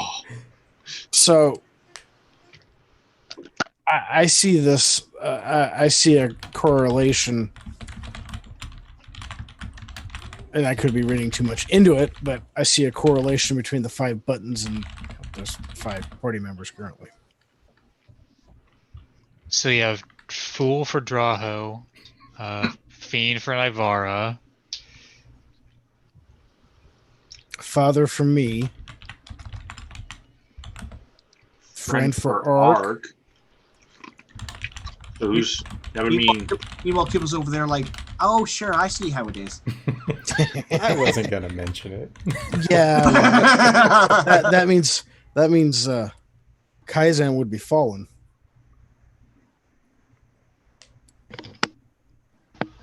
No comment. Don't like being the fool. Sure, we're reading this correctly. I'm not supposed to be the. Well, they say ignorance But is other- bliss, if like If we were the- making that argument, I would probably be the fiend. You know, he points to the horns. Yeah, And- but you haven't really made a pact with fiends, have you? Or 3 of them. Yeah, but for somebody to make a pact with a fiend, that would make them fallen. Good thinking. And clearly I'd be father because I've clearly got some child out there I don't know about. And yeah, I would make one of you guys the fool. You know, Draho, if you didn't want to be the fool, you should try not being the way that you are. So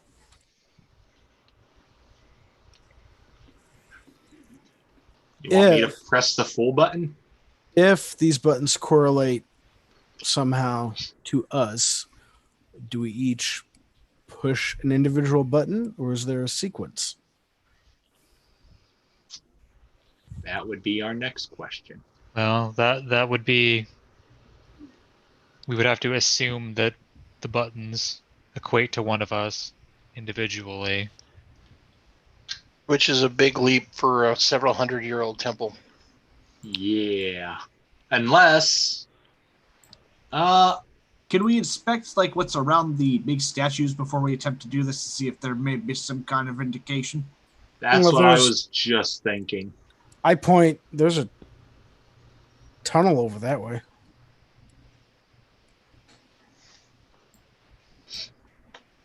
And I point. Does this sequence of words appear anywhere in that book? It does not.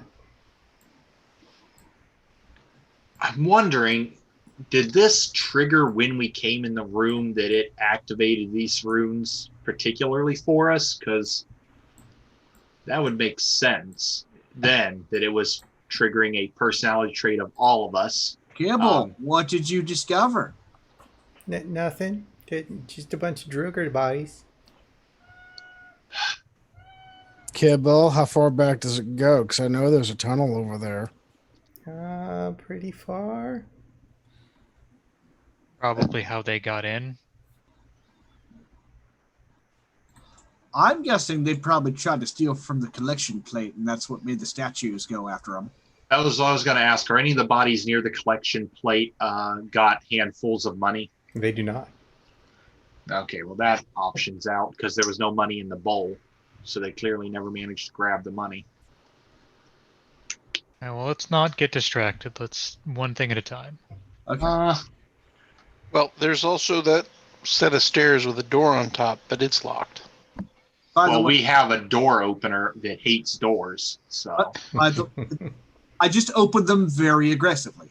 By the way, Kibble, because I asked to see if those chests were trapped. Oh. Where are they? You told me to get back, so You told him to get out before he I could. thought you had enough time because then people were all like, I'm going to push this button. And I'm like, maybe not with this button. No buttons have been pushed yet. Right. Okay, and we're going to keep it that way for a second. They definitely don't seem to be trapped at all. Not with a natural one. Now, speaketh in riddles, Kibble. I trust big Kibble's. boxes. I trust Kibble's judgment emphatically. Well, to be fair, we know how to turn off the magic, so if it comes to that, I mean, I will happily throw some silvers I got an idea. in the bowl if we need be. we got an idea. We have a bunch of rope. Do we have chain in here too? We have some chain, right? No, I've never purchased chain before for the inventory because I figured rope was good enough. Okay, I'm gonna take a length of rope. Do the chests have handles? They do not. Okay, my plan is over. Why don't you wrap a rope around the chest itself and drag That's right. it? I can run around front to back. Okay. Last, everyone out of the room. Everyone get out of the treasure room. Let's give this a try. Okay. Draw hope. Yeah, have the gold pieces ready. Silver piece in hand. Gold. We really have to give the dwarf gods our gold. Aren't they greedy enough? Do you want to live? Fine. A I handful pull of out a pieces gold. per- Okay. And I start reeling it up. All right. Go ahead and make a dexterity save. Anyone next to me have to do that? Nope. Okay. Let me go back to my main page here. That's going to be a 20. 20. Are That these is good. empty? Whee! What you see is from that chest, a thin green ray of light fires out from the middle of it towards you. You just dodge out of the way. It ends up hitting the back wall, and you see it kind of singe and disintegrate. Is the rope intact? The rope is, but the chest did not move. So don't do that. Would you rather it have been you that tried that? No. I'd rather it have been nobody. Throw another right. piece of gold in. In fact, I'll throw another piece of gold in because drop. There's got to be something else around here to give a clue as to the riddle of the 5 words.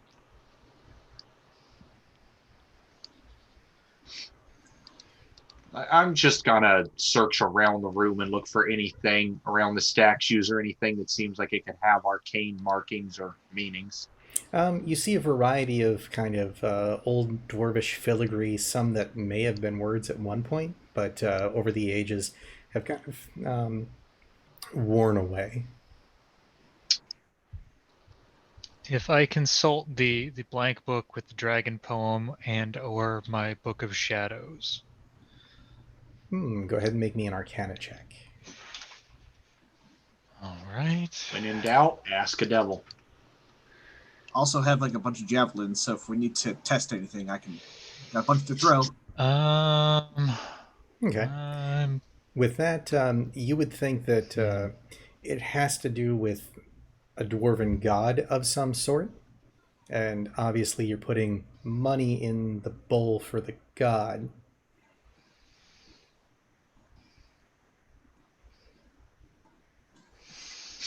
Do we have to fill the bowl? You don't think so. Is any iconography about a specific god? Not on the statue itself. Just that kind of golden and gem encrusted bowl. Anywhere else in the area, though? Not that you can find. All the statues look pretty generic. They do. The six in the kind of southern portion. The only one I know is Moradin, so... And he's the father, right? I didn't know there were any other gods. Yeah. Real quick, the gems.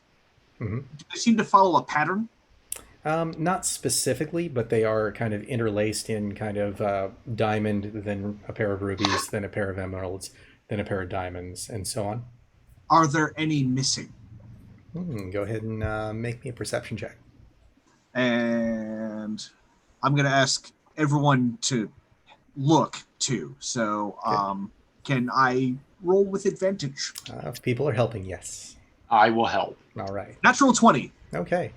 You do find kind of in the back, hidden next to a hand, that there's a spot that should probably be an emerald, but it is not there. Do we have an emerald that would fit this? In our inventory, I don't know. Back at the home camp, probably. Back home. Can anyone see if there's maybe a switch or some kind of trigger in this slot? Yeah, inspect it closely. Does it look like there is? Give me an investigation check. That's what I was about to say. You got this. It doesn't seem to be. Kibble, you want to come over here? And I want a second opinion. Yeah, Drogo's just going to look at it and go, no, it's definitely just a missing gem slot. I've seen plenty of those. Yeah, he's definitely right. It's just a missing gem slot. And it following just the way that it's going, it would be an emerald. Mm-hmm. Assumably, somebody does know how to upkeep their assumably drinking cup.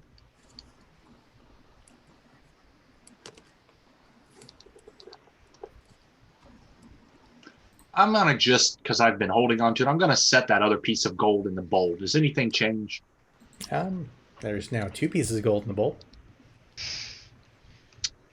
What about those words? Did the runes change? They did not. Can I try to do I have run into dwarves history check before to see if I can maybe figure out which god would be relevant to this? Go for it. Just a regular with no advantage? Unless you have a bonus on history, yes. Oh, hey, well, okay. The total is 18, actually.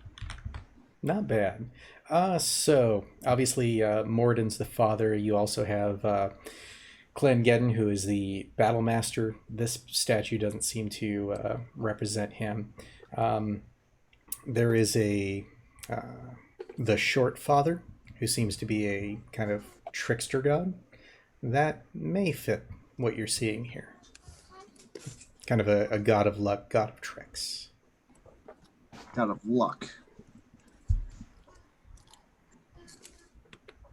I'd like everyone out of the treasure room again, and I would like for Kibble to be behind me. And I'm going to be ready to just push him out of the way. Okay.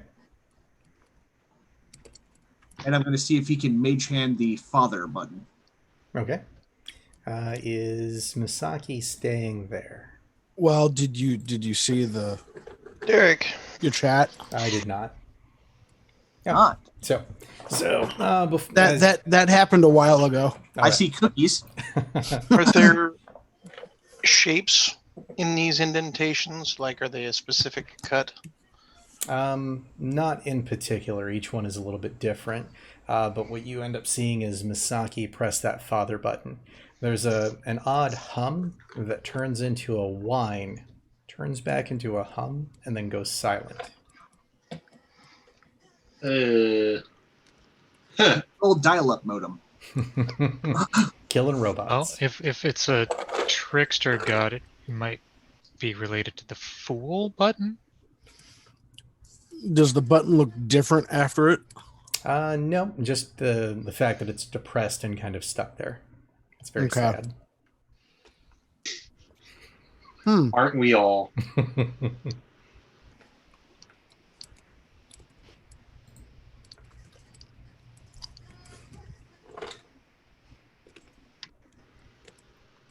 I mean, just push all the buttons at this point. Best of luck. We are not button mashing this.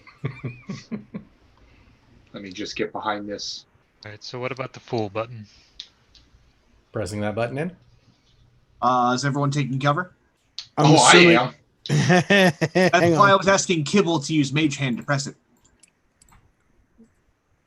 Nothing happened the last time we pushed a button. I lost my map. Oh, these do push in. Nothing negative anyway. You should have a maps button on the right that'll. No, let I you- found it. Okay. The other one, the other map superimposed on it. Gotcha. So, are we going to try and mage hand this thing now? I just think it'd be safer to not be in the room at the time. Okay. You'll maybe be behind the wall. There we go. So the mage hand reaches out, presses that full button. You hear that hum turn back on, and the two buttons unlatch from their kind of depressed situation. That was the wrong one.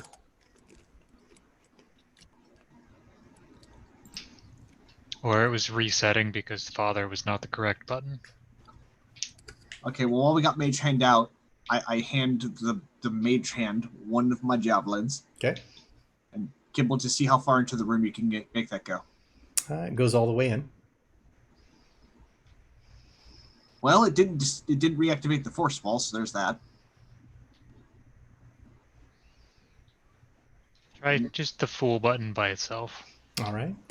You click the full button, and you see both of the chests kind of light up green momentarily, and then shut back down. I don't care for that at all.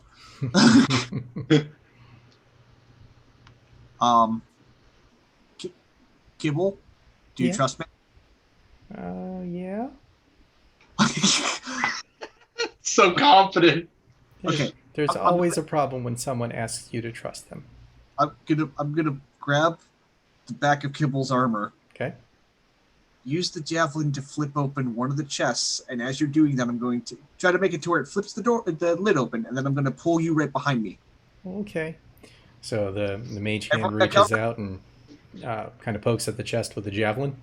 That green ray fires off, Pulls it back. strikes the javelin, it disintegrates. Okay, so we learned something. We don't like green today. Yeah. I'm thinking we stop messing with the boxes. Hey, Kibble, you still have your mage hand up? Yep. Push the father button. You hear that same kind of hum, go to a high pitch, go to a hum, and then silence. Push the friend button. That hum returns. Do those two stay depressed? They do.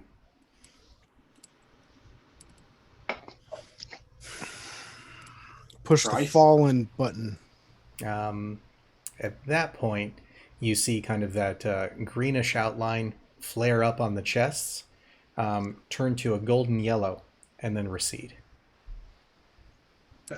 Kibble, do you feel comfortable doing another javelin check? I'm as comfortable as you holding me. Did the buttons reset after that last one? They did not. And another javelin. All right. He pokes at the chest. What? Nothing happens. Oh, yeah. Good job, everybody. Don't know what we did. Nope, get cocky. I was going to say, there's still two more buttons, and we don't know. We don't know what's in the boxes. The two buttons are what? Fiend and Fool. Mhm. Fool. Okay. So Since nothing happened, can you flip the chest all the way open? The mage hand doesn't have enough force to do so. But it's got leverage because Leverage only works to the 10-pound mage hand maximum. Also, Only leverage for only Draho. works. I was going to say leverage only works if you're using it to mock Draho. Navarra, do we think that all those buttons need to be pushed?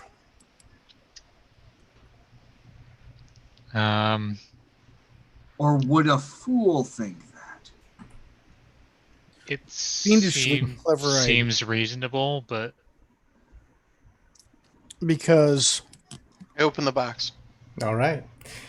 Opening the right box, it looks like. Yep. You find a massive pile of copper and silver coins. okay, That apparently loot. not. what about the other one then? Open that that one. box. Well, Kai's you- just like, enough of this. You find a smaller subset of gold coins and 3 potions. One of which More is fat loot. easily identifiable as a potion of greater healing. Ooh. I am going to pick up the potion of greater healing. Okay. One of the other potions looks like kind of a swirl of fire, ice, wind, and water. And then the third potion is this weird orange hazy mixture. So we have a potion of 6 demon bag and this orange stuff. And a bunch of money. Orange All right. drink. All right. So Orange drink. Kibble and I guess, Kool-Aid man. you're come gonna up hoo- with a coin, you're gonna hoover up the contents of the 2 chests. basically. Okay. We got our shovel in here somewhere. All right. Is the weird child illusion thing still there? It is not. As you open that first chest with the buttons depressed correctly, it vanishes. So where was the whining coming from? Yep, that's the appropriate reaction to that joke. Yeah. I am going to check this door now. Is it still locked? It is. So Yo. we're gonna leave those 2 gold coins there. Okay. Because I don't feel like dealing with the statues. And do we want to maybe look a little further in here? You mean down here? Yeah. Yeah, if I go super dark vision, the tunnel, The what do I tunnel. see? So that particular pathway leads down a good 100 feet and then abruptly stops where a dim glowing wall of yellow force kind of bars further entry. Oh, okay, so we're just gonna leave that alone, I think. Kibble waddles up to the door. Takes a couple minutes, but it eventually gets a click to happen and then backs up. Shall we? Okay. Smart move. Okay. Reach team. 1, 2, I'll go here just for the fact that I don't want to be Backup back. team. All right, opening the doors. Really? It's your show, Ace. Kibble, why are you hiding behind a wall?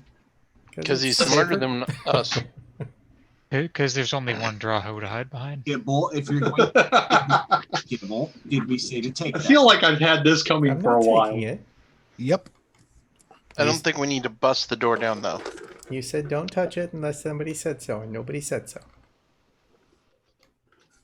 You also can't tell yourself, Kibble. I didn't. But I'm just That's saying a thing. I'm just saying that you can't. Okay, I won't. Not that you're nobody, you're definitely somebody, but you Don't don't count. give him ideas, Ark. To be fair, I'm only coming up with them now. Okay, Or And we do the pushing. All right.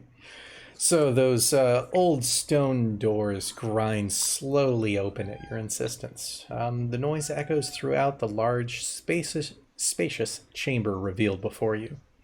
The floor in there is worn, and even under a layer of dust, you can see that heavy foot traffic has taken place up and down the main corridor, and as well as pocketed areas.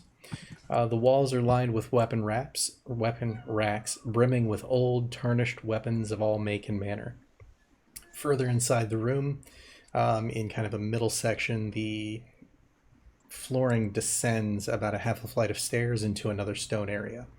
That space particularly is marred with scuffs and scratches, potentially weapons being kind of clanged against him or drug. There does seem to be 4 obvious egress points from this room. 2 hallways on either side of the middle main portion of the chamber, another hallway in the far kind of upper left, and then a portcullis in the upper right.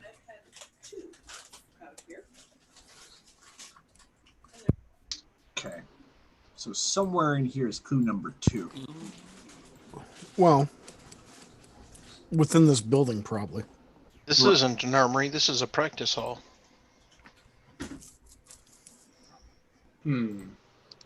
That's what they want us to think. I say you guys go in and we see what happens. Fair enough. I walk in. All right. The room does not explode. You're able to walk in just fine. It just floods. Again. Any obvious religious iconography in this room?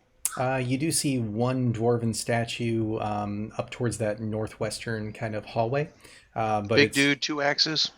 Singular axe, much like the original stone set in that first room, but are along the bottom kind of space. Not one of the larger options, and not holding a bowl of any sort. So does it remind me more of the War God? It does not. It just looks like kind of one of those stone statues that were dealing with the Dwargar. Okay, so we need to be very polite in this room because if that moves, well, that's going to be interesting.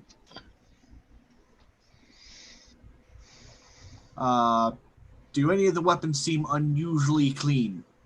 Nope, not at all. All of them are either rusted, have holes, or just generally tarnished due to age. Okay.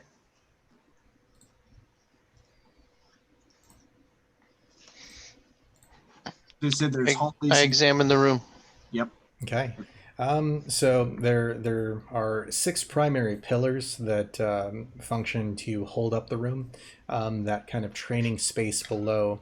There are spaces that look like they once maybe held training dummies, kind of small holes that are in the floor that would have been used to prop them up, but they don't seem to be there anymore. Beyond that, filled with a heavy layer of dust and kind of those scratch marks. You do see additional scratch marks around the pillars where those training dummies might have been placed in front of them. Okay.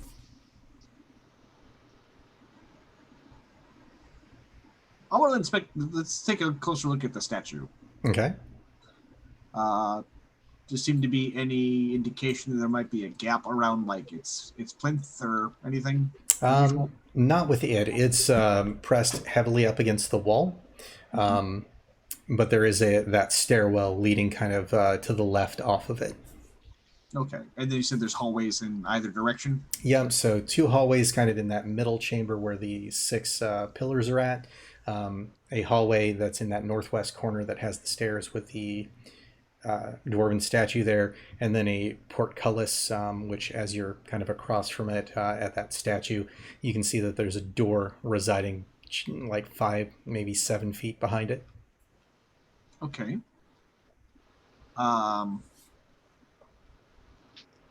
I would say that behind that is either probably the armory proper or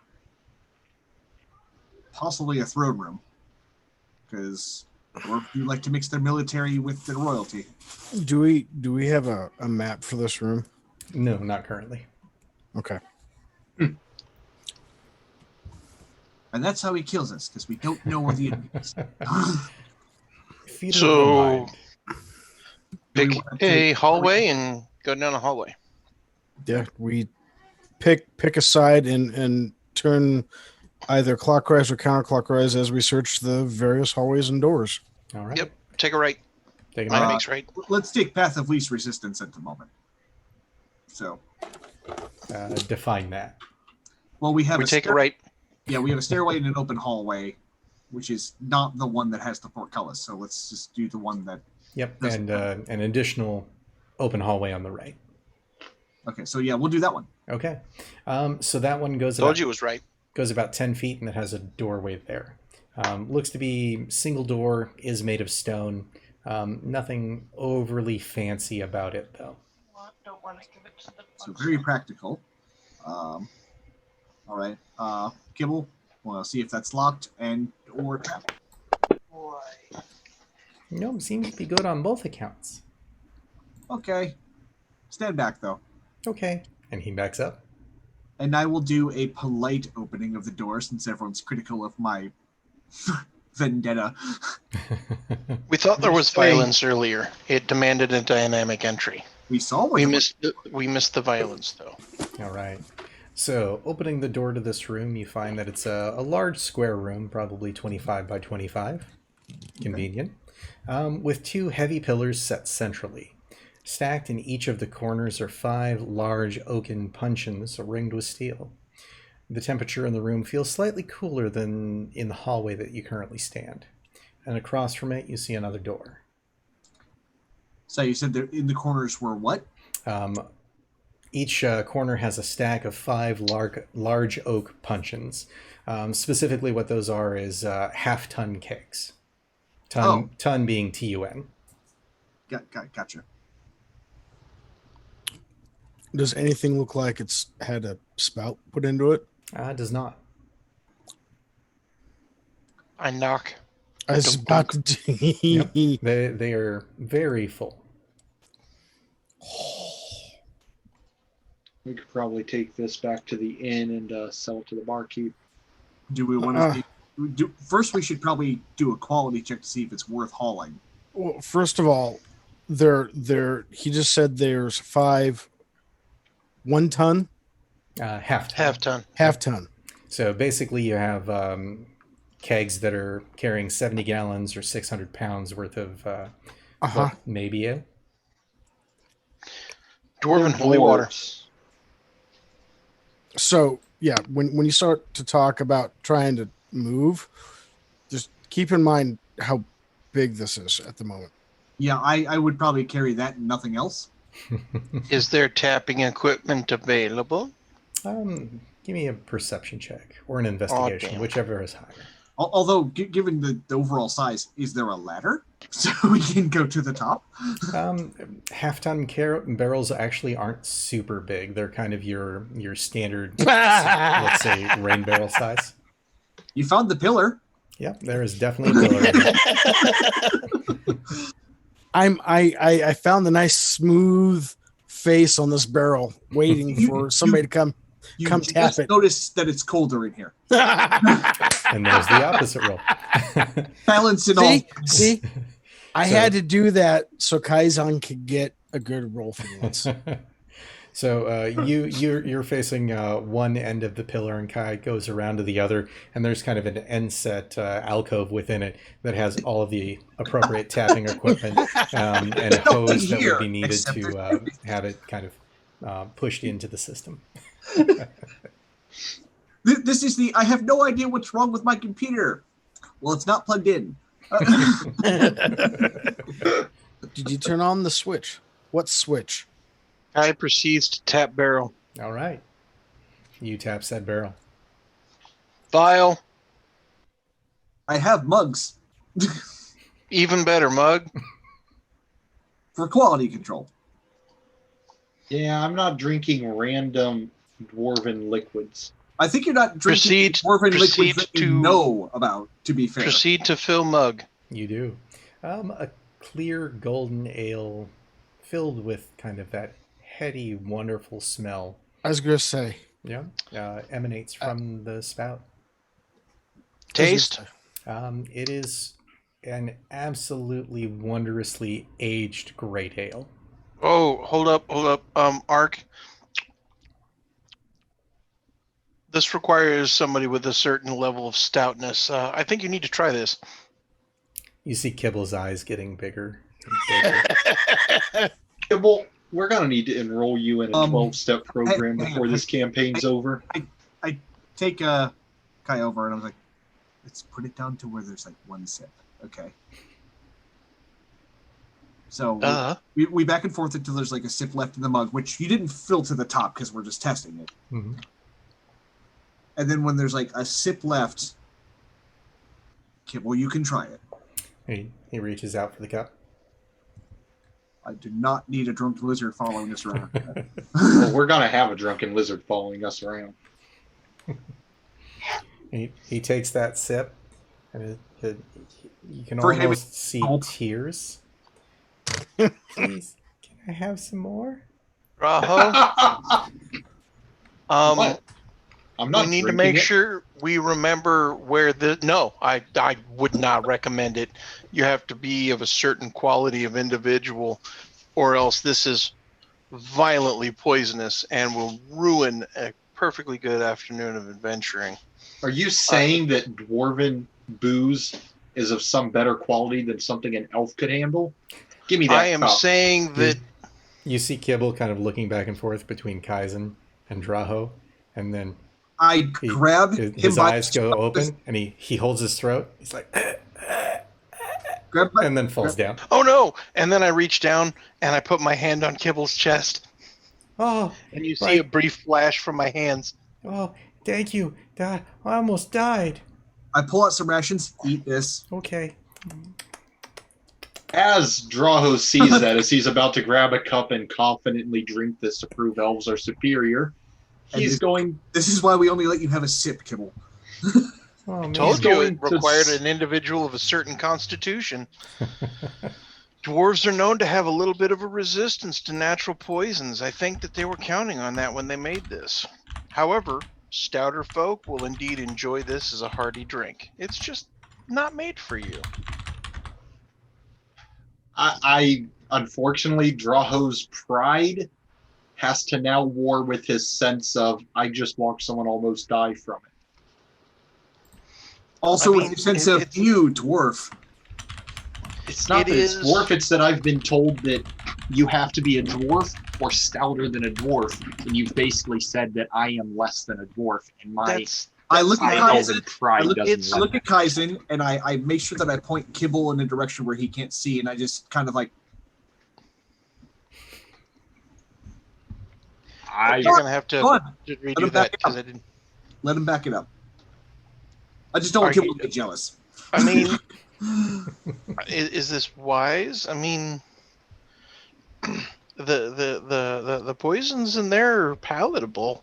It's not about it being wise. It's about it being a teachable moment.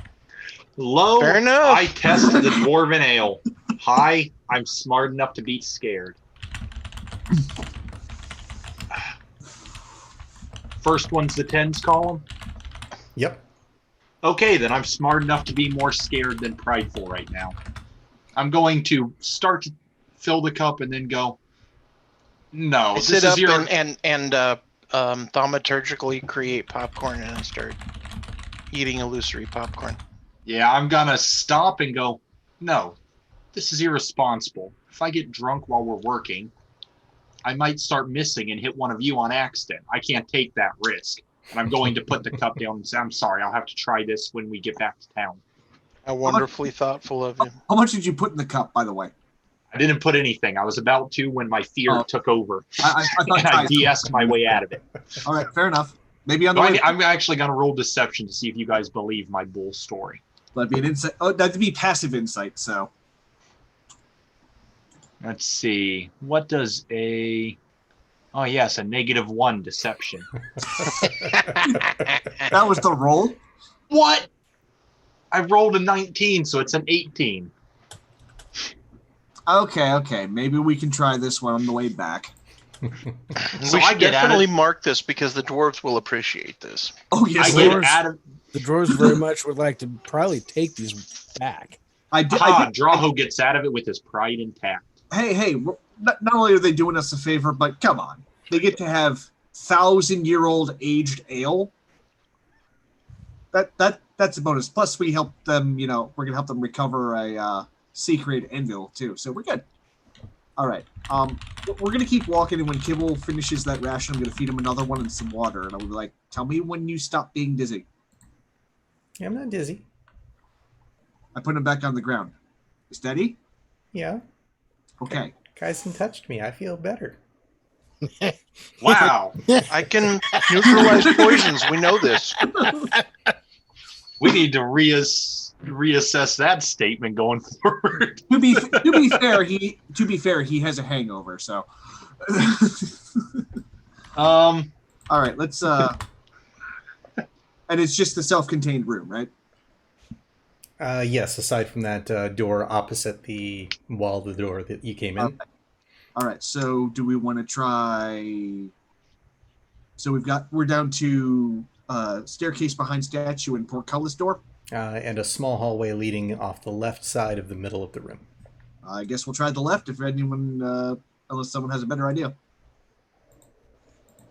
No, before everyone leaves, though, I will pull out 2 of my vials and fill them with that beer and cap it. And about this point, you guys notice that Misaki is missing. People sneaking off all the damn time.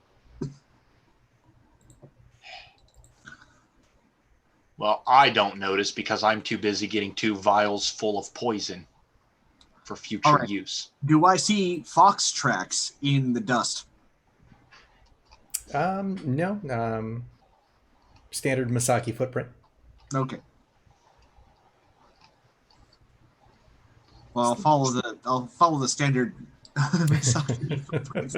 Seems to be leading in the direction that you were going anyway. Okay. Misaki, you're getting a little overzealous.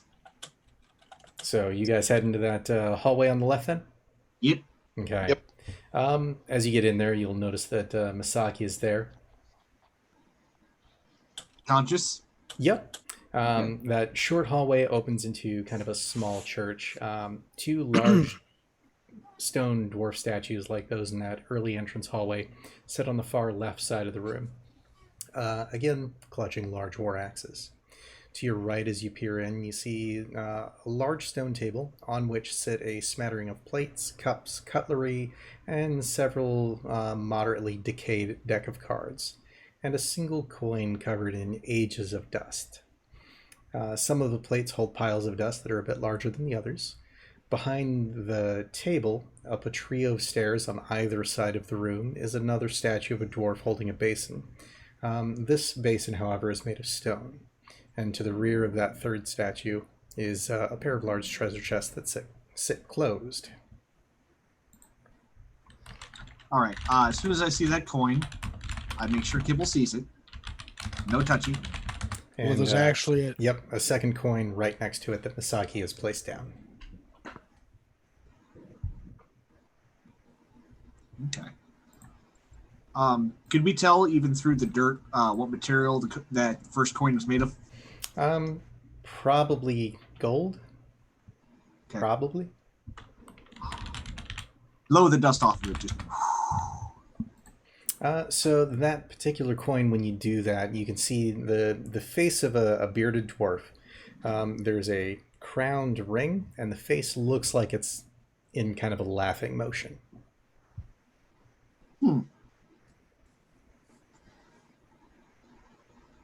Okay.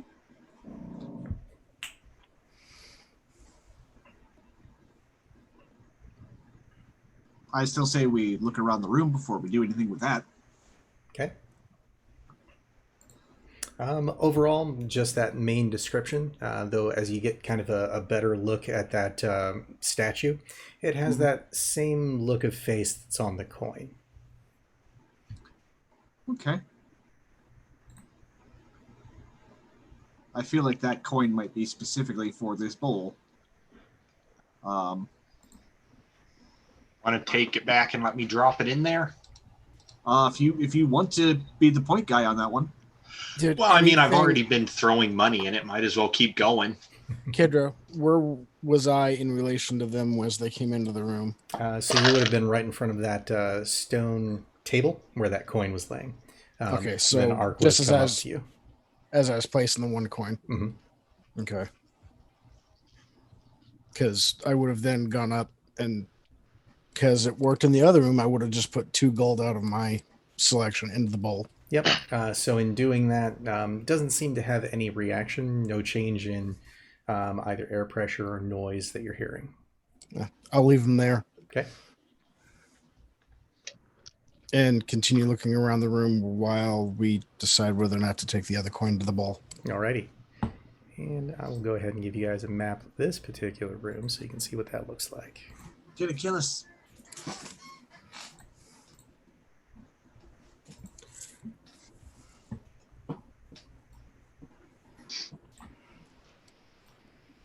So that's a new bowl for coins, huh? Okay, so this is So this okay. See more boxes.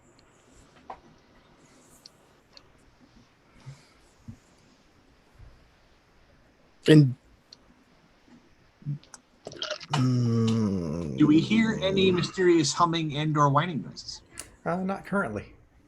I don't like that word currently.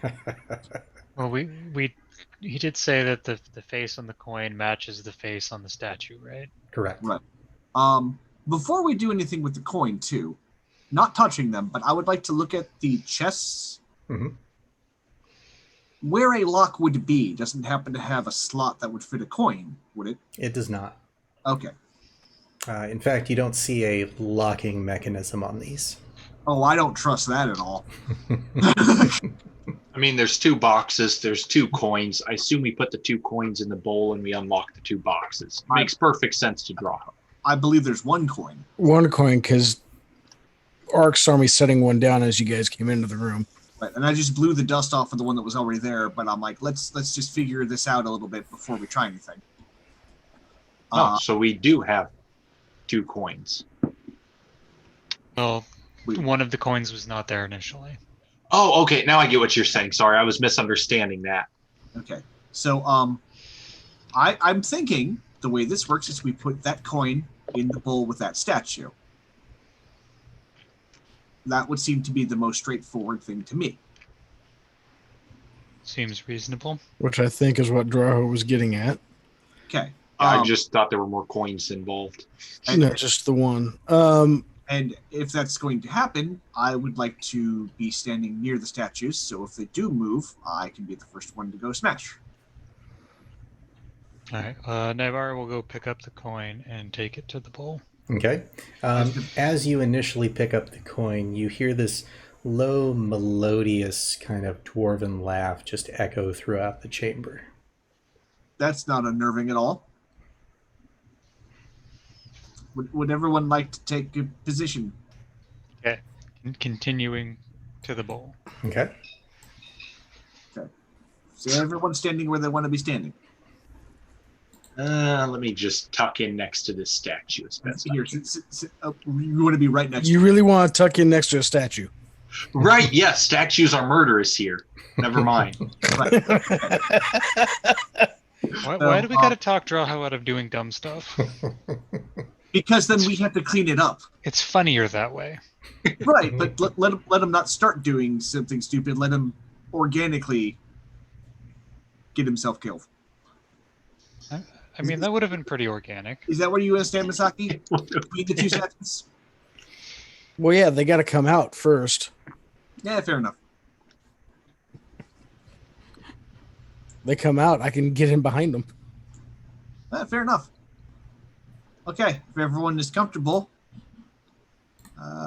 whenever you're ready, Navarro. Drop the coin in the bowl. All right. That melodious laughter kind of crescendos within the room, echoing loudly. The statues themselves kind of crumble away, and what you're left with are a pair of smaller dwarven adamantine kind of plate mail that seem to be moving on their own. I like this less. Then you hear kind of the faintest clicking echo of chain against metal in the distance, and those bits of dwarven adamantine plate fall apart and clatter to the ground. Oh, that's better. The noise in the distance, does it sound like when the portcullis went up earlier? It is.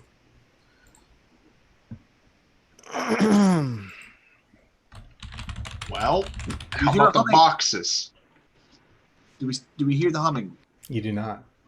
Okay. I'm gonna just look up, and so it's just the plate's no longer animated, but still a suit of dwarven plate Correct. made of adamantium. Mhm. Okay. Well, that's worth something. Yeah. Kind of nudge around. Was there anything else in with it? It doesn't seem to be. Okay. Well, we're I- definitely taking that with us. I Oh will yeah. poke at the lid of one of the boxes with my quarterstaff. All right. It sits there. Can I like leverage it up? Absolutely. In doing so, it seems to be empty. That's the other one. I'll take the other one. All right. It likewise is empty. I look at the statue and I go, well played. So I'm assuming then the parties are going to collect the adamantium armor. Yeah. Yep. Sounds good. And hey, at least temporarily, we can worry slightly less about our friends who are back at the camp. Yeah. Two of them, at least. Yeah. Or I mean, we can smelt this down and get it added to the rest of our adamantine. We've actually got a blacksmith now that I've invested in that's actually very skilled with working with adamantine. I'm pretty sure the already dwarven-made armor is worth more than anything we're going to do with this. I think it's probably worth, considering craftsman and age, it may be worth more penny than busting it down to the raw material. Also, Fair enough. Also, recovering this could engender a favor for some dwarves, and that's a powerful thing to have. Fair enough. Anyway, so I'm assuming there were no other exits from this room. Correct. So through into the keg room and then back out to the training hall. So this exits direct into the training hall. It's kind of the left hallway. Oh, Training okay. hall, and then the right hallway, which goes into the cake room. And then Okay. On the northern end, you have the portcullis and the statue with the stairs leading down to the left. Okay. I'm thinking portcullis before we go to a different. Has the portcullis raised itself? It has. Oh. So I think that is our next. Yep. Okay. All right. Should we take that coin with us? No. I would not remove it after we put it in. That's probably part of the setup. The Fair first enough. part is you put the coin in and nothing happens. So you take the coin as your severance pay, and then everything goes wrong. Yeah, we definitely got a payday out of this anyway, so let's keep going. Because dwarves are sneaky like that. They can be. Okay, so portcullis is up. It's a big old door behind it, right? Correct. Same sort of massive stone door, just kind of sitting there. And it's one door, or is this a set of double doors? Single door. So the portcullis being 10 foot wide, you've got about 7 feet into that stone door. It's only 5 feet wide, and then that kind of space between curves in towards it from the portcullis to the door. Kibble. Traps? So like a gothic arched door for like a cathedral. Yep. No, there's no traps here. Okay. Everyone just be prepared for an ambush. All right. Push it open, assuming that's not locked. Nope, not locked. The door grinds open to a moderately square section of room towards the nearest end of you. Across the room, however, it ends in a semicircle, so kind of like what you had in the setup of the room that you were just in. Okay. 3 large stairs lead up to another dwarven statue holding a bowl. This one is adorned with the images of swords, axes, and other implements of war. To your left is a large stone table, atop which rests an iron chest. To your right is another large stone table. On this one, however, rests a massive dwarven great axe, the heads of which are shaped in very sharp angles, kind of squares, and then fluted out to come back in. The edge is finely honed, and the closer to the haft from the edge of the blades, the more intricate the design and the more gem-encrusted it becomes. I pointed it with kibble. No touchy. Okay. Not yet, anyway. Or do you suppose the axe goes in the offering bowl? It might, but I want to try one thing first. I still have one of those hand axes from the other dwarven stronghold. Mm-hmm. If anyone has any objections. Do what you want. I'm just going to stay in the back of the room. So I'm going to go up to the bowl. Is there anything in it? There is not. One hand axe later. Wow. And with that, a heavy gust of wind kind of blusters through the area and kind of envelops each of you, and then moves out of the kind of door that you initially came in. You can hear an almost audible sigh on the wind, and a humming noise crescendos in the background, echoing off the walls, and then fades to nothing.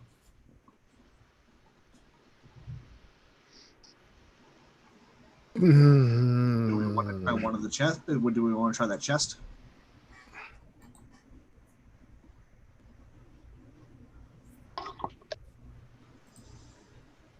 By the way, that sigh, did it just sound like a relief sigh? Did it sound like a disappointment sigh? More of a relief, release. Did it sound like it was Opa Gangnam Style sigh? Just about. Okay. Well, like, Let's see. look at that body. Okay. Hey, Kibble, Yeah. walk with me. Okay. Does this box look like it's going to eat us? It definitely looks like just a normal treasure chest, just made of iron. All right, move out of the way. I would Okay. say if the treasure chest isn't actively attacking us, one quick way to find out if it's a mimic, throw something at it and see if it sticks. I like how Kibble has become like, he's just a little trap finder, and we're just like, does this look like a Yes, he's- secure box? Yeah, like he's he's the rogue. slowly becoming an expert on box. Yeah. So I'll have let Kibble stand out of the way, and since our arc is up at the bowl, and Navarro kicked open the other ones, I'll open this one. Okay.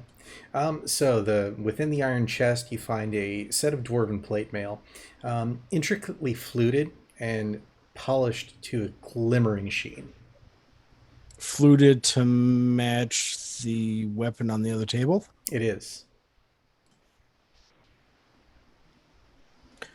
Well, I found the armor that goes with that axe over there.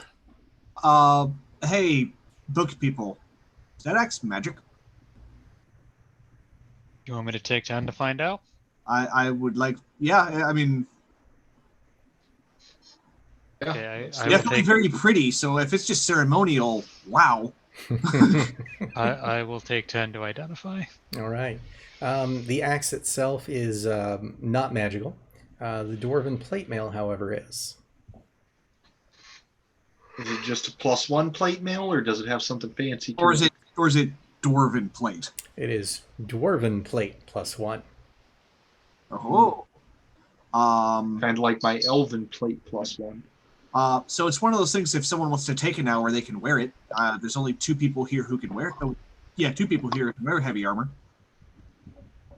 And one of them already has superior elven armor on.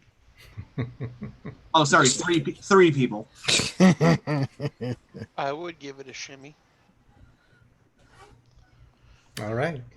So putting that on, aside from the fact that it is full plate armor +1, it also gives you the effect that if an effect attempts to move you against your will, you can use your reaction bonus to reduce the distance you're moved by up to 10 feet.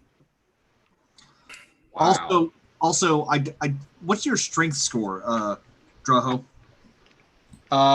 8. Yeah, this would slow you down. Yeah, that's why I got the dwarven when we found the elven when I took it, because it's based off text, not strength. Right. They like to make things lighter and more mobile. Superior. Just say superior. It's not As a I hard stand word. here with a higher armor class with you, wearing nothing. AC goes up by 1. Yay! Woot. Okay. And you So- can't be moved easily. Okay. Let me try something. Try to push. So that'd be a attempt to push, and that would be a. Oh wait, this is not a strength saving throw. It is a athletics check. So that is 27. Trying to push you. Are you resisting? Well, yeah. Okay. And I will use my free action to not go anywhere. That's so cool. Huh. Something stronger than arc. I never thought I'd see the day. It's not that it's stronger, it's that it's magic.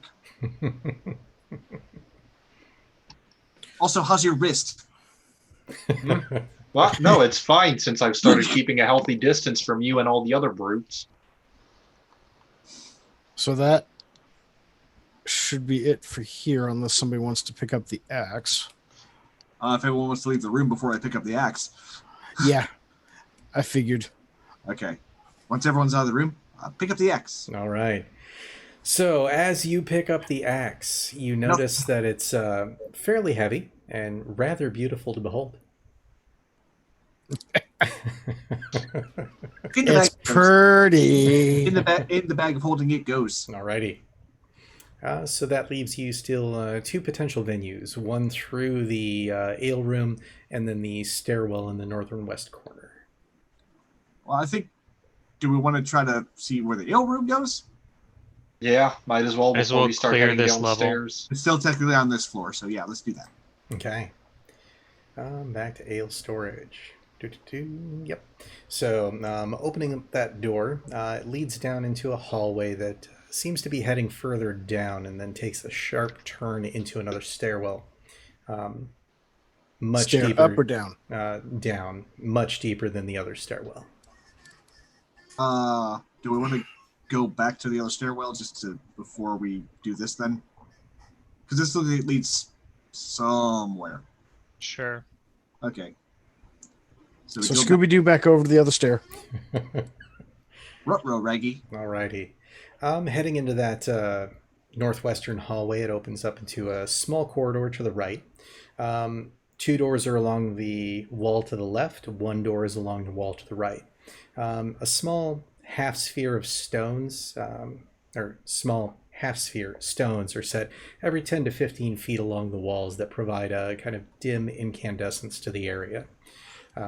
There is a section just to the left as you enter where stone debris litters the floor. Looks like there was a crack in the ceiling at some point. Masonry had fallen in, and it looks like it would have extended upwards, but that collapse has blocked the egress.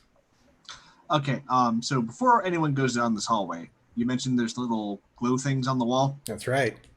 I'm going to pick up one of my javelins Okay. and throw it through, like, as straight through those as I can, like, perpendicular to them, and see if they do anything. As you throw it, it goes across the room. They continue to be lit in the same manner that they were. It taps into a wall and kind of clatters. Okay. You said there were doors on either side of the hall? Yep. So as you're entering in, the hallway extends off to your right. So there are 2 doors kind of on the front portion, 1 door on the back right portion. Yeah, let's start with the first door on the left. First I door on assume the it left, goes yeah. left, right, left? Kind Correct. of like staggered? Yep. Okay. Yeah, so we'll start with the first door on the left. All right. Who's opening that door? Who do you think's opening that door? Well, you got to ask. Draho with the screaming scepter. What? Oh, yeah, that's right. I've got the Staff of Warning. Yep. Why did we even give that to him? He never remembers that he has it. Because it just sits on my back as an ornament.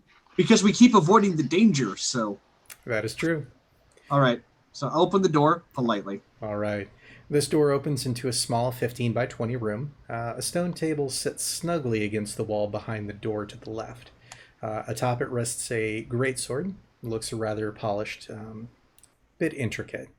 And then along the remaining walls are crates and barrels. Do we want to see what's in these? I don't think this room would be trapped, but don't giggle. No, stop that. You are more than welcome to check what's in the box. Okay. What's in the box and the barrels? What's in the box? I'm going to open one up. So within the first crate, as you open that up, it kind of creaks, that wood not having been moved in centuries. Inside are 6 large bolts of dwarven silks. You see also that it's packed with small cedar planks. The bolts are very thick, easily 150, 200 yards. You said that's silk? Correct. It's still in good shape. Yep. It's been packed with cedar. Do you have any idea how tightly dwarves pack things? Well, that and the cedar would keep bugs out, and as tight as the box was from him creaking it open. That's fancy. We should take that back to our clothier and have some new duds made. They don't work with wood as much as elves, but when they work with any material. Ark, I have a feeling that most of the containers in here are going to be properly sealed as that box. So Okay. there could be some fairly preserved. Trade goods. Who knows? I mean, Let's make a note of this room because we're going to have to come back for those kegs anyway. well, and there's more to look in here, but I have a feeling that there is benefit to have out of this room, Okay. Yeah, well, even for ourselves. I'll carefully open them because I want to be able to seal them back up when we're done. Okay. But yeah, we'll do a once over of the room. All right. So the second crate holds just a smattering of pewter tankards, each one intricately carved. You see various different filigrees of either faces of dwarven gods, kind of what would look like to us Celtic kind of outlines to them. On the souvenir shop. Yep, expertly beautiful. Crate 3 has 3 adamantine ingots and an odd length of adamantine chain. All of that chain seems to be wrapped in what looked to be a plethora of rabbit furs, and of course packed in there with some cedar planks. I'm going to take the chain Okay. and the ingots. All right. Is there anything on them? There is a stamp that seems to be of a pair of axes that are crossed. That would be religious. Mhm. Yeah. I was going to say, can I make a history to see if I've heard of anything like that? Oh my god. Religion's not working for you. Go ahead and do history at disadvantage if you'd like. Disadvantage. Okay. Disadvantage. Also, Ark being Ark, he's going to take the rabbit pelts too. All right. Yeah. 10. Not worse. You definitely recognize that it is a religious symbol of a dwarven god, but you're unable to place specifically which one. Yeah. Most likely they're war god, considering they're probably what they forged their weapons with.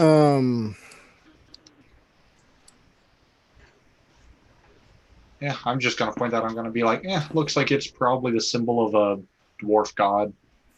So, go ahead, steal some dwarven holy metal ingots. Does that resemble the symbol on the big anvil? No. Okay. So that one was an anvil with a hammer on top. Got it. Which is Moradin's symbol. I know that much. Correct. See, taking What does the things symbol that are- look like? A pair of This crossed axes. Yep. Yeah, see, taking things that are specifically meant to be forged into other things is okay. Besides the shiny sword, what else was in here? 2 more barrels. Opening the first of which, you find that one completely empty. The second one seems to be filled with salt. Oh, Is anything preserved in it? it's salt. It's preserving itself. Yep. No, I mean, is something in there that the salt is preserving? It doesn't look like it. Okay. I wonder if the first one might. It You does said the have first one a was empty? slightly odd aroma to it, though. The salt. Hmm. Please elaborate. It is Oh, let's preserving have the Draho comments of- examine it because he's a salt expert. I see what you did there. I thought you were going to Nice. say because he's probably dealt with exotic spices more than anyone else. I mean, that's also true, but that's not what we're going for. Yeah, I would like to examine the salt, though, to see if it's some sort of exotic salt. Alrighty. Go ahead and give me a. This isn't 3-5, so they're not appropriate skills for this. So let's do an intelligence check with your proficiency bonus attached. And from Lexi, you just got 3 salts in a row. Salts. So intelligence with proficiency. How do I roll intelligence with proficiency? You just add whatever your proficiency modifier is. So roll roll a plus d20 plus 3 plus your intelligence. So So, 7, yep, 10. 10. Smells slightly citrusy, but you're not quite placing what that citrus smell to it is. I'm a taste Margarita it. salt. Just a little pinch. I'm gonna taste it. See if I can recognize the taste. Okay. Give me a wisdom check then. It's dwarven margarita salt. We're getting worse. It is the salt that the dwarves used to preserve the first tablets that held the comments from their first attempts at the internet. We did find ye old dial-up modem, so. So that's Yep. a 9 on taste. You definitely know that you've tasted this before. It is extremely expensive from what you can remember, but you're not placing the name to it. Yeah, I'm gonna put the lid back down on it and say, seal this one tight. I can't remember where, but I think I had this at a fancy elven dinner with the king. Sir This is Elf, high-end spice. didn't we pay for our young kobold friend to learn how to cook? Uh-huh. Yeah, but I don't think we should let him cook with what is, if I can remember correctly, like probably a couple thousand gold worth of salt. Wouldn't it make sense to have the person with the most educated palate do the tasting? Ah, good thought. Kibble, taste this. Okay. Couple And agree. you see him open up one of his bags, and he reaches in a little bit and pulls out a chef's hat and puts it on. Wanders over to You it, need to do it right. takes out the tiniest little spoon that you've seen, dips it in, pulls out just a couple of the salt crystals, smells it, Pulls out the little examiner tool. takes a taste. Ah, this is citron salt. Yes, that's it. That was the name. Yeah, the king liked it. It's apparently very expensive. Yes. Hard very- to come by. Mhm. Okay, so we're going to come back for this. Yeah, no, we're definitely taking this, and we're gonna, bring out a couple bags full to keep at Kibble's inventory for future meals. But we're selling most of it. We're going to put it in a couple of aisles, right?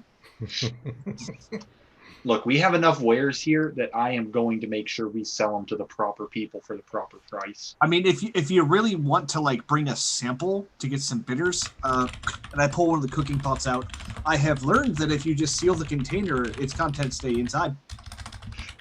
No, that's okay. We'll leave it here in this nice. If you put it in the bag I of mean- holding, just so I don't sound like I stated something super obvious. Or there's 200 and some odd glass vials with stoppers that you acquired from the alchemist shop, any one of which would be more than capable of holding an amount of this. I love how And we're we like dealing. I love how we're dealing these like, the super soldier serum. It's like for the highest bidder, you can have one vial.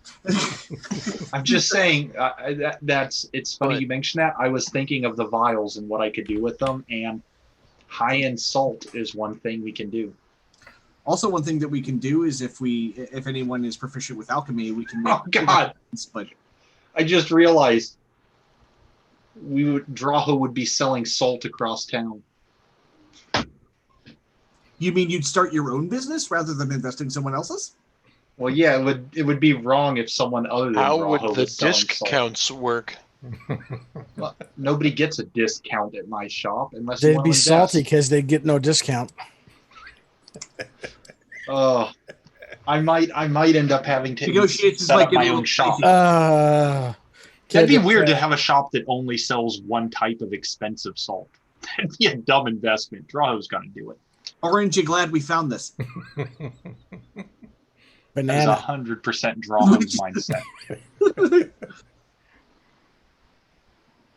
Well, Alright. Droho So that is is- a high quality salt expert. Let's just hope that business doesn't turn out to be a real lemon. It's just funny because, like I said, the first thing he did when he got to the town, he was like, "What's a business that'll make us money? Oh, a high-end clothier. Somehow That's I where you don't make think I love it." this how- I love how business he's will too- preserve us. I love how he's too excited about the business prospects to be angry at the puns. Yeah, dude, Well, this no, is all all he sees is Draho dollar do. signs. Yes. All right, so we're gonna seal those back up, nice and Yep. tight. Would you Draho. say that the salt cures his attitude? Thank you, audience, for putting up with our dad puns. Oh, they love them. So I'm gonna take out my insignia, melt a little wax, and put my insignia on top of that barrel, so we all remember which one's the one with the salt. I'm The pretty not sure empty the, one. the dad The other puns one's are a empty. feature. Like, Of the oh, stream. do I have to actually try to lift this one? Okay, this is the one. Katie, what's on the other door? Alrighty, so next door, that opens into a small room that's similar in size to the last. Seems to be a weapons storage area. Sets of long swords and battle axes line the wall. There's a additional door on the right as you enter, set between a pair of weapon racks. The room itself is cool. The air feels dry. And it smells of old lapping powder. The room that we just left, did it have an additional door too? It did not. Okay. Okay. All right. So look around this room for like depressions in the floor. Okay. Hiding places and stuff. Investigation check. Let's investigate, and I'm going to do terribly. But Ed, 13. The dark one's luck that. Oh wait, investigating? Yeah, I'm definitely in on that. It's one of the few things I do moderately well. People Wow. someone roll the natural 20. Actually, 24. All right. God. So as you guys are kind of peeking through the room, Nivara, you can tell that this floor is expertly crafted. It is as flat can be. There's almost no grout between the stones. It's like they just chiseled the grooves in there to mess with people. That's right. So long. Basically, it's long swords, axes. Yep. Just oodles And- of long swords, oodles of axes. And a door. Correct. Any of them suspiciously clean. With those perception checks, we'll say that Nivara was able to spot a pair of them. One axe, one sword, literally on the opposite side of the doors. So one's a rack of axes, one's a rack of swords. The closest ones to the door, each one not only suspiciously clean, but overly polished and some intricate engravings within them. Can I read the engravings? You cannot. Curses.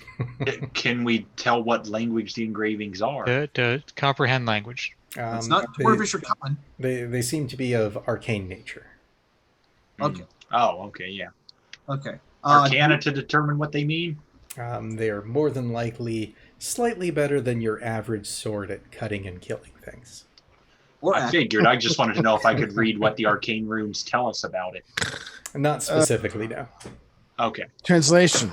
Later. Magic items. Okay. Okay. Open the other door. All right. So the door opens into a room that's a bit smaller than the last pair, 10 by 20 roughly. It's houses a small desk, a dwarf-sized bed, and a footlocker next to the desk that seems to have acted as a bedside table due to the pewter plate and tankard sitting atop it. This is the door in the room with the weapons, correct? Correct. Okay. So this is probably the quartermaster's place. Good possibility. All right. Do we want Kibble to investigate do this his- room then. Do we want to do let Kibble do his Kibbly thing? Yeah. I mean, I feel like at this point, if they were You going mean to we rig a should let door, Kibble earn his salt? I think he's going to want to earn more liquid than salt. So points out that the chest is neither trapped nor locked, and that also there seems to be a cloth that's bundled around what frames to look something like a book of some thickness sitting kind of on a back corner of the desk. Thick with how many C's? Anything that Too many. additional from a 23? Nope, not specifically. Okay. All Looks right, I like will, the person can look at the book. yeah, I'll check the bundle. All And I'll right. open the foot locker. So the book, upon unwrapping it, looks to be leather bound, embossed with the picture of a crowned dwarven face that looks to be laughing. Does have a dwarven title written on it. Since you've got your comprehend languages up, it reads "Blessings of the Short Father." Having this book in your possession will allow you to relate to it with any skill checks relating to Vergadin, basically giving you an advantage on those particular skill checks. Additionally, Ivara, if you've got this on you, this will give you the information linked in the out-of-character chat to that particular wiki. Whoa. Maybe we should. They sell, they buy, and only I know why. In the rhymed. chest. You have no idea how hard this has been for me. In the chest, you find a adamantine plated dagger, a key card or a key with a head that resembles the face of a book, a ring with the symbol of a flame rising from a steel needle, and a small purse that kind of jingles when you hold it. There's a jingle with coins. It does. Yay. In there, you Nice. find 55 gold, 25 silver, and 25 copper. Cool. I hand the dagger to Kibble. All right. Yep, this is a dagger. It's adamantium, though. Oh, yep. Yeah. I don't know what that means. I see how my hammer is all covered in red stuff now. So my daggers always get covered in red stuff.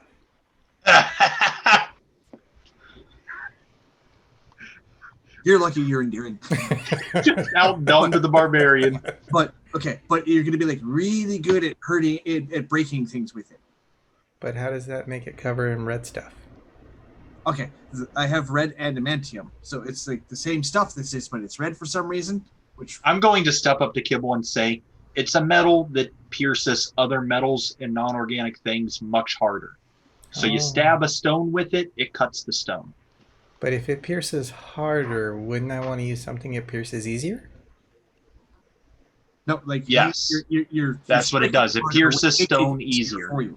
Oh, okay. Remember when we fought the guy in the big mechanical suit? Uh-huh. This would hurt him more. Ooh. Well, the suit more, not the gnome. Oh. But Okay. it would still hurt the. It will hurt the gnome just as much, though. Yeah, it's not worse at hurting gnomes. So I should keep this? That's why I Yes. said it to you. Oh, okay. Yeah. And you see him kind of tuck it onto a bandolier at his belt. What was the item that had the burning needle? So Ring. it is a ring where the head of the ring is engraved with a symbol of a flame rising from a steel needle. So between that ring and the two weapons and possibly the great sword, which I also grabbed. Yep. Do we want to just kind of take a moment to let whoever can identify these? Yeah, All right. I'd rather not walk around Do we with wanna break unknown that? magical items. So Well, it's particularly the ring. Yeah. which order do you want to identify those, Navarre? I think we're most curious about the ring.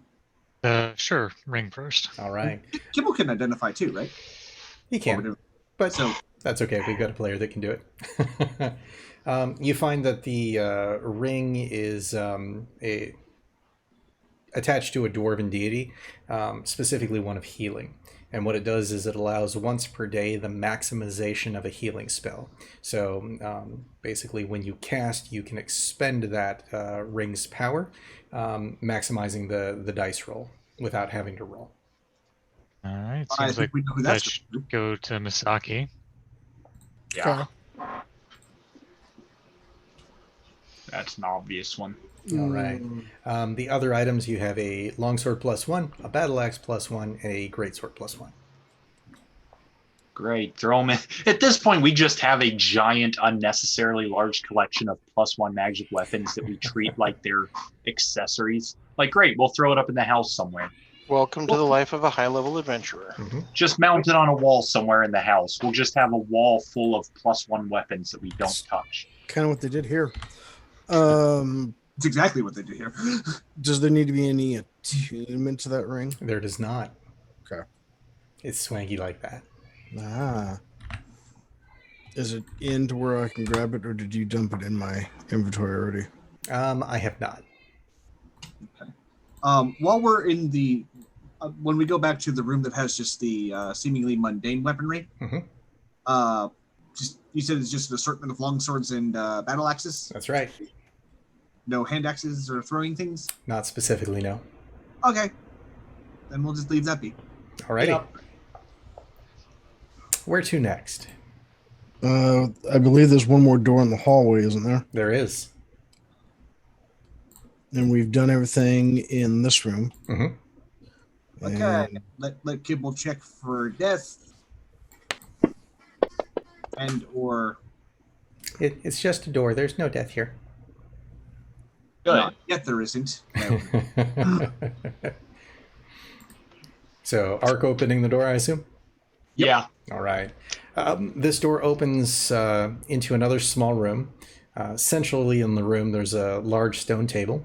The walls are bookcases stacked and wrapping around and are covered in papers and scrolls. Ah, the repository of knowledge. Sitting on the table is a silver quill with a polished feather next to an inkwell that curiously still seems to have ink in the well. Don't touch the ink. It'll get us to death. I swear, if this is a never-ending inkwell, it's mine. Because I do so much bookkeeping, that would be like Draho's dream. I will say this: Ark would never contest you on that. No, but Misaki may want it. No. I mean, if it's. Oh, if, yeah, she does calligraphy, so. I mean, if it's I've already English, something you to can sign the share. devil contracts with. That's what your blood's for. The only item that ever gets contested in the party is a magic inkwell. Meanwhile, Anyway, so Ark grabs a crayon and is like, Ark. so And so, Zark canon in the D&D world. yeah. Or at Lots of least they papers, existed in Greyhawk. papers, scrolls, books. Mm-hmm. Ark looking completely disinterested in all of this. He's just going to be like, okay, so which one's the one that pulls back the secret door? I guess we'll investigate. All right. Yeah, I want to investigate, see if there's any anything of value amongst the books. I'm staring at the inkwell. Yeah, very pretty inkwell. Yeah. Well, considering that I it's concur. That's very. about, I'm just gonna inspiration that, I guess. Ladies and gentlemen, that was a 1, a 2, and a 2. and 2 3s. I'm gonna inspiration as well. All right, so 18 after inspiration. Alrighty. So most of the paperwork seems to be old and tends to crumble upon touching. However, some of the books and some of the papers have just enough pliancy to allow snippets of reading before they disintegrate. They seem to hold details of the many recruits, their trials, accomplishments, and lives. Predominantly, they seem to be ancient in origin, obviously, because they've been down here this long, and just kind of list off names, who, what, when, where, and why, how people came into the armory and were trained here. Are there any blank books or scrolls or anything that hasn't been written in? Not in this room, no. Is there a honeydew list? You add something once. No, there is not. All right. Any creepy love letters between dwarves and elves? Not this time. Maybe next time. Was there a desk? There is, which is what, well, not specifically a desk, but that long stone table that has that metal quill and the inkwell on it. Does the metal quill look similar to the one that I picked up from before? It does not. This one has a shining kind of silver metal feather to it. It looks much more similar to what was held in the McIntyre's estate. Well, okay. Ark would have picked up that. But not physically picked it up, but noticed. Like, it's not changing colors, but it's still really cool. Yeah, I'm curious to examine that, see what's on it. So it looks like kind of your basic quill towards the bottom. That feather splays out in very fine strands of silvery material. Does seem to be almost shimmering as you kind of turn it and look at it. It is like that one. Arcana, what is this? It is definitely a magical writing quill. Oh, I don't even have to roll. Nah, this one's pretty obvious. Do we have some blank parchment? Nothing blank in this room. Every book or parchment has been written. Do we have blank parchment? Yeah, I do. Read something. Okay, I will. I mean, if no one else does, I will bring out a blank piece of paper. Hand that over to Misaki. Why don't you draw something with it? You seem to be the artistic type. Look at the nib of the quill. Is it script for writing, or will it, or is it a little bit broader to where I can get a different angle on the strokes? Looks like it is set up for calligraphy, so it's a bit wider and has that flushed curve that goes back. Okay. I'm assuming the inkwell that's with it is got ink in it. It does. Like they go together. Mm-hmm. So I will open the stopper on the inkwell and I will start to put out some characters out on parchment. All right. As you dip that pen into the inkwell, you can see that inkwell recede, and just so much ink pours into the internal mechanism of the pen itself. Mm-hmm. When you lift away, that drop falls away from the pen, as it generally does, and then you see that inkwell slowly refill back to that originating spot. I have a full inkwell. That's kind of nice. And then as you write with it, you don't seem to feel anything inherently magical with it. It just writes beautifully. Well, it seems like you've taken a liking to it. But +2 to handwriting. So as I, write out some character and whatnot, does the ink run out? It does from the pen, yes. Yes. Okay. Set it down. Does anything change to the ink on the paper as it dries? It does not. It disappears and then comes back and says, "Hello, Masaki. My name is Tom Riddle." Yeah. Can I pick up the drawing and just gently add a little magic to it? See if I can infuse it with magic. If it was magic. How are you planning on doing so? Well, I don't think I have a cantrip that's actually good for this. I think I have prestidigitation, but I can't remember off the top of my head. I usually take pretty useless. Prestidigitation is only useless if you have no imagination. This is true. Well, Best spell in the game. Yeah, let me rephrase that. I only take ones that aren't directly useful to me. I have it. I bring up my list. I have prestidigitation. Okay. And so mold earth. You're able to flash it with that prestidigitation magic. Flares the ink out slightly as you do so, creating kind of a fine, intricate filigree of the ink, making those letters just look more burnished than before. An absolute gorgeous work of art at that point. Oh, apparently the ink responds to magic. And I'll hand it back to Misaki. Now, are there bound books on the shelf? There are.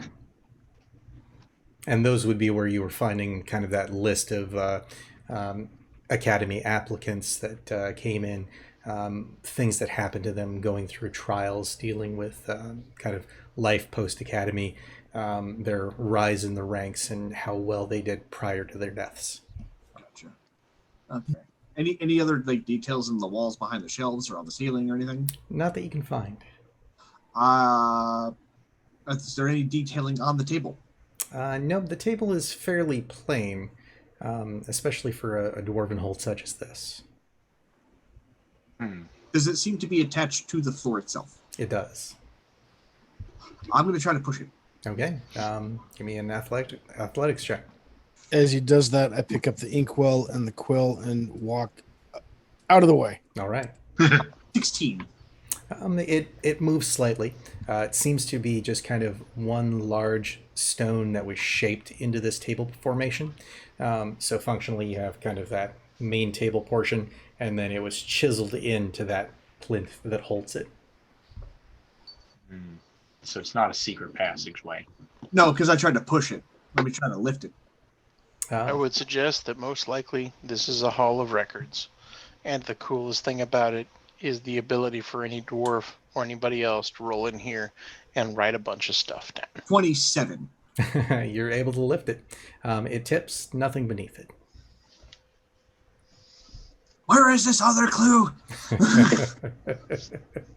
Well, we got I'm going to start something making answer. secret passageways, damn it. All right. You got to kill earlier. Now it's brain time. Actually, no, I didn't get to kill anything. I got to damage things. Well, Miss Laserfingers beat you to it. Yeah, it is. So you're wrong, and I'm trying to find the thing. Because it's a mystery now. Yeah. Is there any, I mean, the books don't have anything useful to them. I will try, because that ink did respond to it. I'm going to pick up one of the books and do the prestidigitation again to see if it responds to the magic. Not in the same way. The ink on the books is fully dried at this point, and the most that you'd be able to really do is attempt to mend them if you have the mending spell. No, I just wanted to see if it was written with the magic ink, and maybe if you add magic to it, it changes the lettering. That's what I was thinking. No, that was more the prestidigitation doing things to the wet ink. It made it fancy. Mm-hmm. Oh. I thought it affected the ink because it was magical ink. Never mind. So all the book. This is a room of records. Correct. Okay. Would you say it qualifies as a hall of knowledge? I would say it does. No. It's knowledge on how these dwarves live their lives. Okay, so there's a drop location. Did we look in any of the target dummy prop-up holes in the training room? You did not. We should go do that. As you go back there, you find that they are very standard prop spots. So they go down about a foot, just enough to fully seat the dummy that is being put in them. They're mocking me.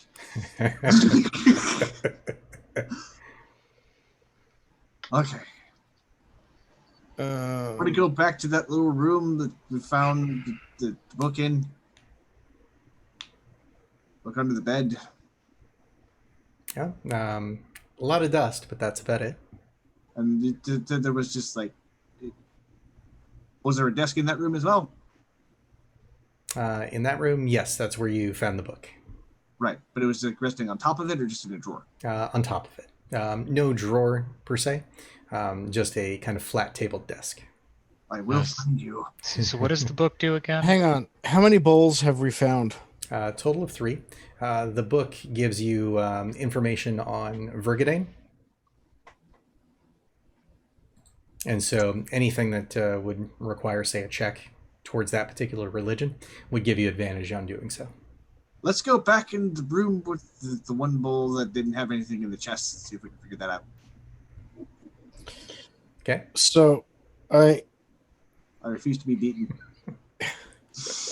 Katie, am I able just to repeat the message that we found, the first one? The one on the ingot? Yeah. Yeah. The treasure is safe. Yeah, it's safe. Hidden for all time in the bowls. Oh, it says in the bowls, but it makes it sound like it's the bowels of the Hall of Knowledge. Okay. Only the master sages of the hall know where it can be found. See armory drop location for next steps. So yeah, it's spelled BOWLS. Yeah. It's trying to trick me. Wait, so how big is the skull we got that out of? Because it came with the metal skull, right? Yep. It was basically the size of a standard dwarf skull. So would it have fit in one of the sockets in the gem bowl? It would not. Those gems are too much big. smaller than that, yeah. Okay.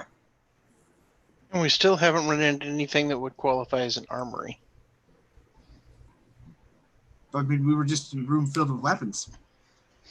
But it wasn't an armory. Because Also, the map literally said Armory Room 1 and 2 and so on. I was going to say, not to metagame, but... I investigated the crap out of that room, and there was nothing related to a drop location.